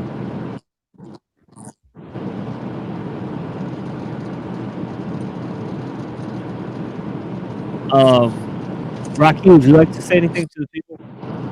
You guys just came in. You and Steve. Yeah, I say that, you know, one of the main things that believers are supposed to do is not to be deceived. We're not to be deceived. So that's like a call to find the truth. And I don't believe the Christian church is not giving any truth out. They are. I don't call myself a Christian in the normal sense. That's like what I wouldn't identify with like any denomination. So peace. I'm just trying to find the truth. Thanks for all your help. And I'm trying to figure out the philosophers and what all they. And it seems all to come down to like fucking Matrix or something. Like there's people that are lying to us, and they use all kinds of, I don't know, brainwashing, and, you know, TV, subliminal messages, and it's all over the place. You gotta. It says to work out your own salvation. So that's what I'm. Absolutely, sir. Have a good day. Yeah, blessings. Sir. Yeah, what do you got for him, Cecil? What's up? Are we doing closings now? Yeah, it's closers. Okay. So I've been given. I have a lot of time to think because I drive for work, and I've actually seriously been considering trying to get back and do some type of online presence, like a channel or whatever. You know, I was actually really closely looking at Rumble that has. Anyway, I'm probably not going to do it because I just don't have the time. All I ever do anymore is just work and sleep. But Rumble has a band, an album from one of my favorite bands. The name is Vaginal Jesus, and the album is called Affirmative Apartheid. You guys should all check it out. Yeah, for sure. Yeah, blessings, though. Just thought I'd throw that out there because we were talking about Jesus and stuff. Yeah, it sounds like industrial music. But yeah, blessings. Yeah, thank you as well. Yeah, I Yeah, no appreciate you problem. guys. Yeah, yeah, man, blessings. Yeah, Cecil, I'll definitely join you on your channel if you start it up. Yeah, we could get that popping up. Yeah, Maybe I'm not really ever gonna do it for money or even really take. It's probably not even gonna happen, dude. I just don't care anymore. yeah. Anyway, y'all have a good. Yeah, blessings, Cecil. Easy. Yeah, peace. And what about a Buddha and Red? You guys got anything, or you guys want to?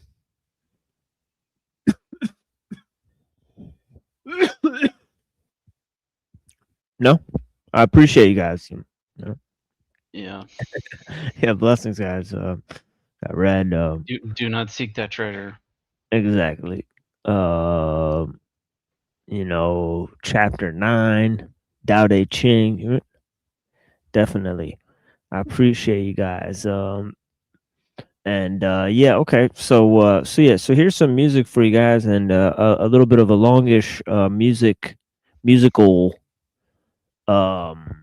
exit here. Let me actually set up that we'll get taken to some other stream here, at least on my channel, that we can actually move to another stream. Most likely Architects of Humanity. Right. I don't know any other channels that are actually valid at this point. I don't know. That channel yesterday, they were talking about some good stuff. They were talking about like GMOs and stuff. So, yeah, so go talk to them about technology and stuff. I think they're talking about, whether we're living a scripted, whether reality is scripted. Right? Do we live in a televised society? So, anyways, if you guys want, but yeah, blessings to the people. I appreciate you guys, and obviously, I get nothing for supporting people here, and we get nothing for doing this show. Right? We're not asking for money or anything, but yeah, I appreciate you guys. Blessings to the people, and yeah, so we'll be back tomorrow with a much more extensive presentation on the various topics that we went through here. And yeah, thank you for joining us here on the Machine Lives, where we talk about the lies of the machine on the machine that lies. And I hope you guys have clarity to see through the lies.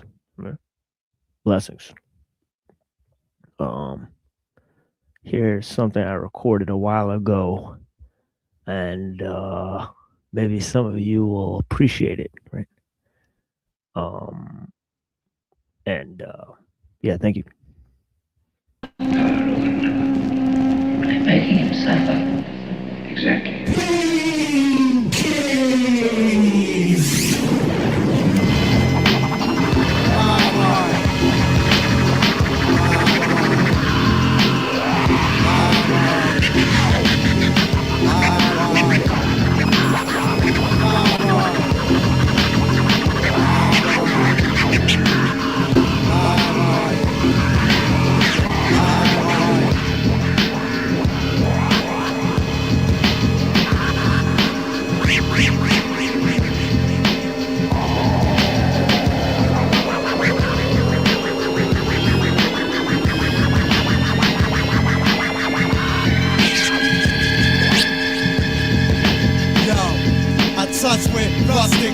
Spun out of the dust and careen into the temples of automated destruct. Nanotech bugs in the plug and unplug. Vision for the fly shit hybrid. I run among the mud skippers, sworn through warnings equal warning Beirut. Little Billy blunderbuss looking for more recruits. City life is practice, casket truancy. That's the rule of you and me. Crash on mass lunacy. Friends used to laugh fast, crash little troop on me. Now they check the bags with a staff class and Uzis. Who deserves a rap without warning? This ain't got but a mortar with a sports scores, New York forfeit. Run among the poppy field, order some more clips. Store trips are rare, but the fare is forceless. Gloomy bought the city of Lego and shitty metal hole. Jitters to the floorboard, burn almost aborted. Flight of the accidental tourist morbid. The advertising god so oddly courtship. Godly corporate squad plot these tortures. Holiness is hard and it's costing God fortune. Guess he took a second job on a force to afford it. I don't want a part of these self-fulfilled prop. Man, it's too much for my stubbornness. I hate the people running shit. Sleeping ground all below. Wishing you peaceful sleep. Horror on the surface emerges less frequently. Metal bars of ancient roads dissolved from the scenery. What the fuck? I'll take a hostage and walk to the mosh pit. Pristine untouched. MB703's unscuffed. Trust is a commodity crushed by Pol Pot. Your cookie cutter laws contain flaws in philosophy. Toppling down a flight of extra box steps to life. Cause the man that raped my sister won't sleep right tonight. Suppose the pretty horses and four could love more. But I'm exhausted by the scope of this dark god of opiates. Breakfast for the dystopian, ruthless whole movements. Seasonal effects of the butchery's looking good. And our writer's block is a prison camp with free press repress. We can hypnotize the herd. Fly visions that attack like Alfred Hitchcock, raise a rabbit carrier pitch. True, the only form of calm not tapped is trap strong in the cranium of future reveling with his whistling song. I know you're listening. Get down with this bitch, whistle along. Obedience is not enough. Power is inflicting pain and humiliation, otherwise you cannot be sure. Power is tearing human minds apart and putting them together again in new shapes of your own choosing. It's like the Bilderbergs came to dinner with filthy birds. They pussy all infected, I'm looking for milky words. They pull my third eye out, then they let it dry out. Had to pour my belief in Christ to find out what I look like with no skin. The movement faded while the back of my paper is still illuminated. Even your though, flipped Egyptian euro. Got my website shut down by the Bureau. Can't kick it with the dead until my life stops. But Bush got a Ouija to talk to Adam White's hot. I breed martyrs, turn fans to artists. Put a couple G's together before harvest. Like, I'll take all this. The hell I'm doing, dipping this whole fucking pound in embalming fluids. You think I rhyme to do it? If it's influence, try this. If you can't help but sleep, peel off the eyelids. If you want a vision of the future, imagine a boot stamping on a human face forever. It's the year 2010. You can say what you want. But I bet if you like this blunt, dummy, the feds will come running. Lock you up, lock you out. You ain't trying to listen. Cameras in your food, dude. Look, they trying to listen. Lock you up, lock you out. We got bugs in the house. We're being monitored. They know we got thugs in the house. Don't like your blunt, big. They'll hit you with a switch, hit you with a beam, hit you in the brain, make you go totally insane. Wildin' out. Guns in the spot, flipping on your nigga. They take you out. When the feds push guns on the roof, they take them out. Snuff you out, cause you know too much. After that, you know your hoes get touched. Look. Then the meeting starts. You download your chick to a memory card, give her trips and send her to a city job. Power is not a Yo, I'ma kill that MC, you know, differently. You're done, though. You're done, though. How we gonna do him, though? Done, though. Let's drown the fucker. We should just bury the fucker, yeah. Why? Now it's the finish, diminish your sinister fluid on border. Mad melodic slaughter like piranhas in water. Reaching the climax of damage, a ravager run up for cover. Went up like a mother, you should've left that for another brother. That's dancing solo like Sonny Bono. Ain't got enough to share but compare. Up in this hemisphere we swinging bolo. Blows to knock you out the box, no way. Pops and shit is unreal. Something MacGyver couldn't even deal. Real and original. Ooh, you little criminal. Ooh, nothing subliminal, so catch what I'm saying. Done ready like Freddy and Eddie the Shreddy. Lyrical machete, niggas get ready, cause I'ma do you like I never knew ya. We crack the cranium, stadium, no sound crews, no EQs, no amplifiers, neither just a bag of boo-boo. Buddha the Barracuda, eat your food quick. No need to ask twice to get your ass kicked trick. You're in danger with no remainder, so stay tuned. My head's to consume and even floating in the black lagoon. Hard copy. Sloppy copycats get sprayed by the renegade tongues on any lyrical escapade. Hard copy. Sloppy copycats get sprayed by the renegade tongues on any lyrical escapade.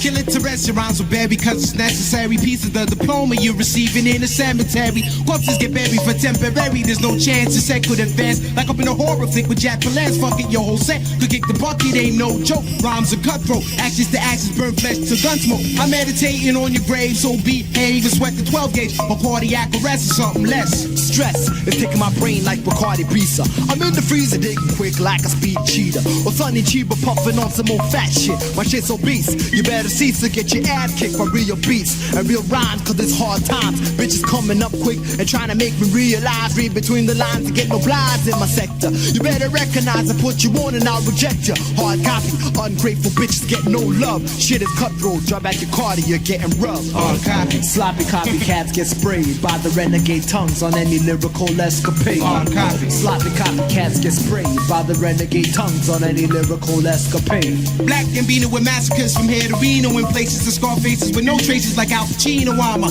humanitarian, say your prayer, then we bury him. 6 feet where we carry him, right? And it don't stop. Ops, we scatter you, batter you. Competition's out of here, but goes without saying. You meet and murder for the game to play it. A dead MC is a dead MC, and that's the way it's supposed to be. Would you agree? A dead MC is a dead MC, and that's the way it's supposed to be. Don't you agree? You see me? You don't see me. You can't see me in the light or darkness. I spark this McCoy for the heartless, wicked regardless of the shit in my lungs. MCs get hung on a noose for trying to gun. They tongue and battle me. I put niggas in guillotines. You get chopped in the West. Niggas be taking canteens for no fucking reason. Trigger squeezing for treason. So what's the half? Who does that ass? Cause it's season.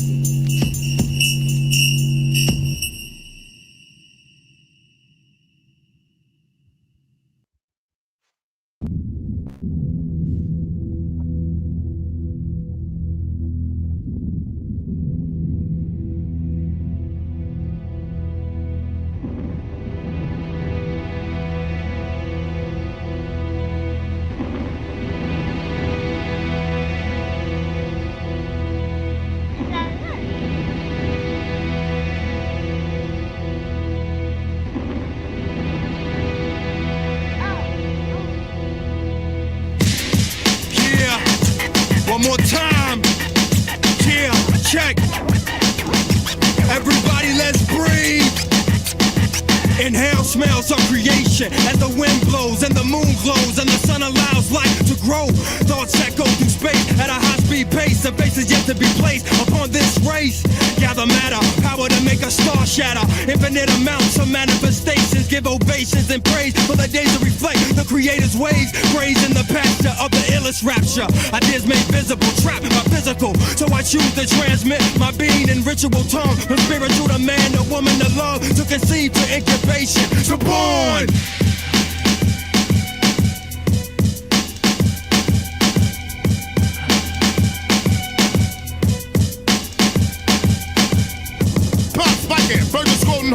Drugs chemically laced load in the rose seed, genetically carrying out felonies, embryonic flow. Mold broke, archangel chisel, hidden behind the vest, the flesh, cocoon in the womb, baby bound to boom, cells to rebel, gather, making matter, character of kings. Now my bed till I kiss the bricks, slim fit fetal position, direct bloodline descendant. The goddess in Big Dylan, Nubian rooted, Blackfoot branch, couple drums of Irish wailing. Throbbing to be alive and kicking in the belly of the rose, full of sorrow as she gazed out of plastic window panes. Hoping for a better tomorrow, marinating in my sack. I hear the roar of Jimmy Kendrick sax.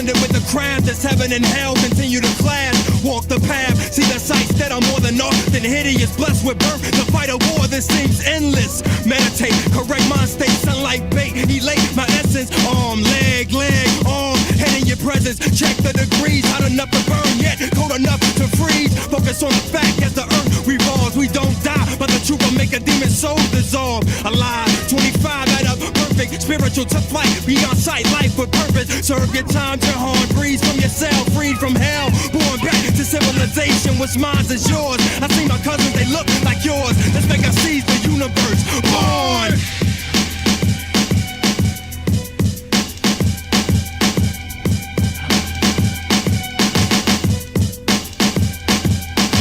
But the world hate infiltrates the rose. arms dangle as I chill out at angles. I'm waiting for the breakout. The devil's on the lookout to stop me from fulfilling godly prophecies. Years later, gave me Scarlet Thief. Rewind back to 69. 11-11, heaven roared and brought forth baby four. Welcome to the world with the whack. Reached up, smacked them back. Where my earth at? Nurse took me milk in a quilt and gave me privacy as a bomb with moms. They still alarmed as they gazed at my godly charm. 11-11-69. Understand existence, third planet from the sun, exploited by mankind, eventually fade to black. Calculate what I've seen and remember that. Shed the shell, it's too fragile, immortal form born, torn from the cellus plane with forever to gain. Mind and soul remain born.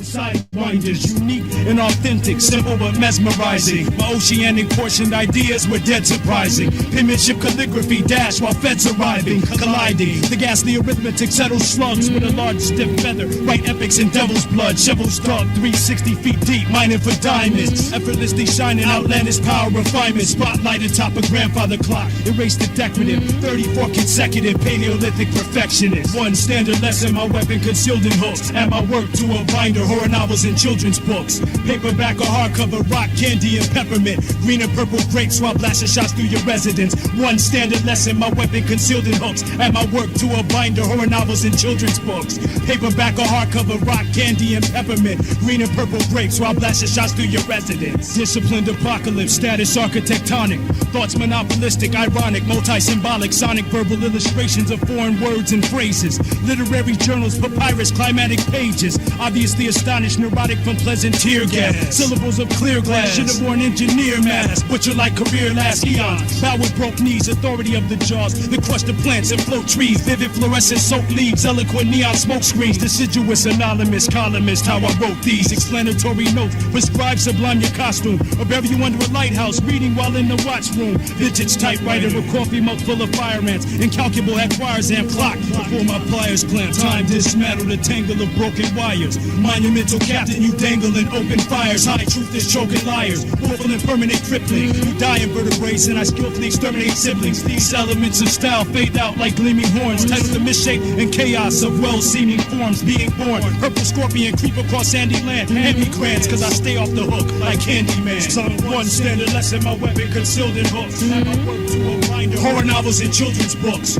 Paperback or hardcover, rock candy and peppermint. Green and purple grapes while blasting shots through your residence. One standard lesson, my weapon concealed in hooks. And my work to a binder, horror novels and children's. Paperback or hardcover, rock candy and peppermint. Green and purple grapes while blasting shots through your residence. Earwax melts, production of written works. Out the darkness hitting first, pocket watches forbidden dirt. Mention words cause I'm knowledge, pictorial directions and signs. Over international soups and extensive selections of wine. Grind ox blood, that in town red. Transcend desire and obliterate any tongue with more nuclear force than required. Out of the ashes of war sprang elegance, phantom-like.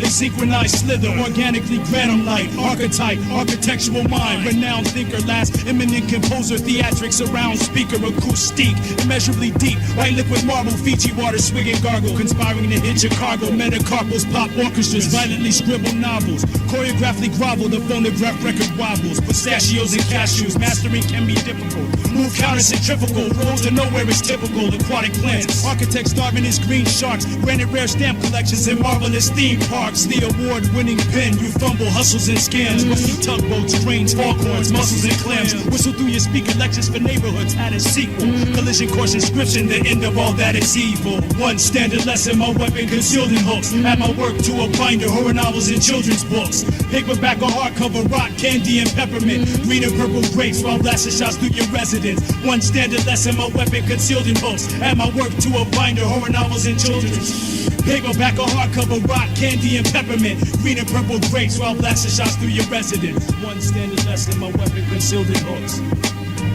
horror novels.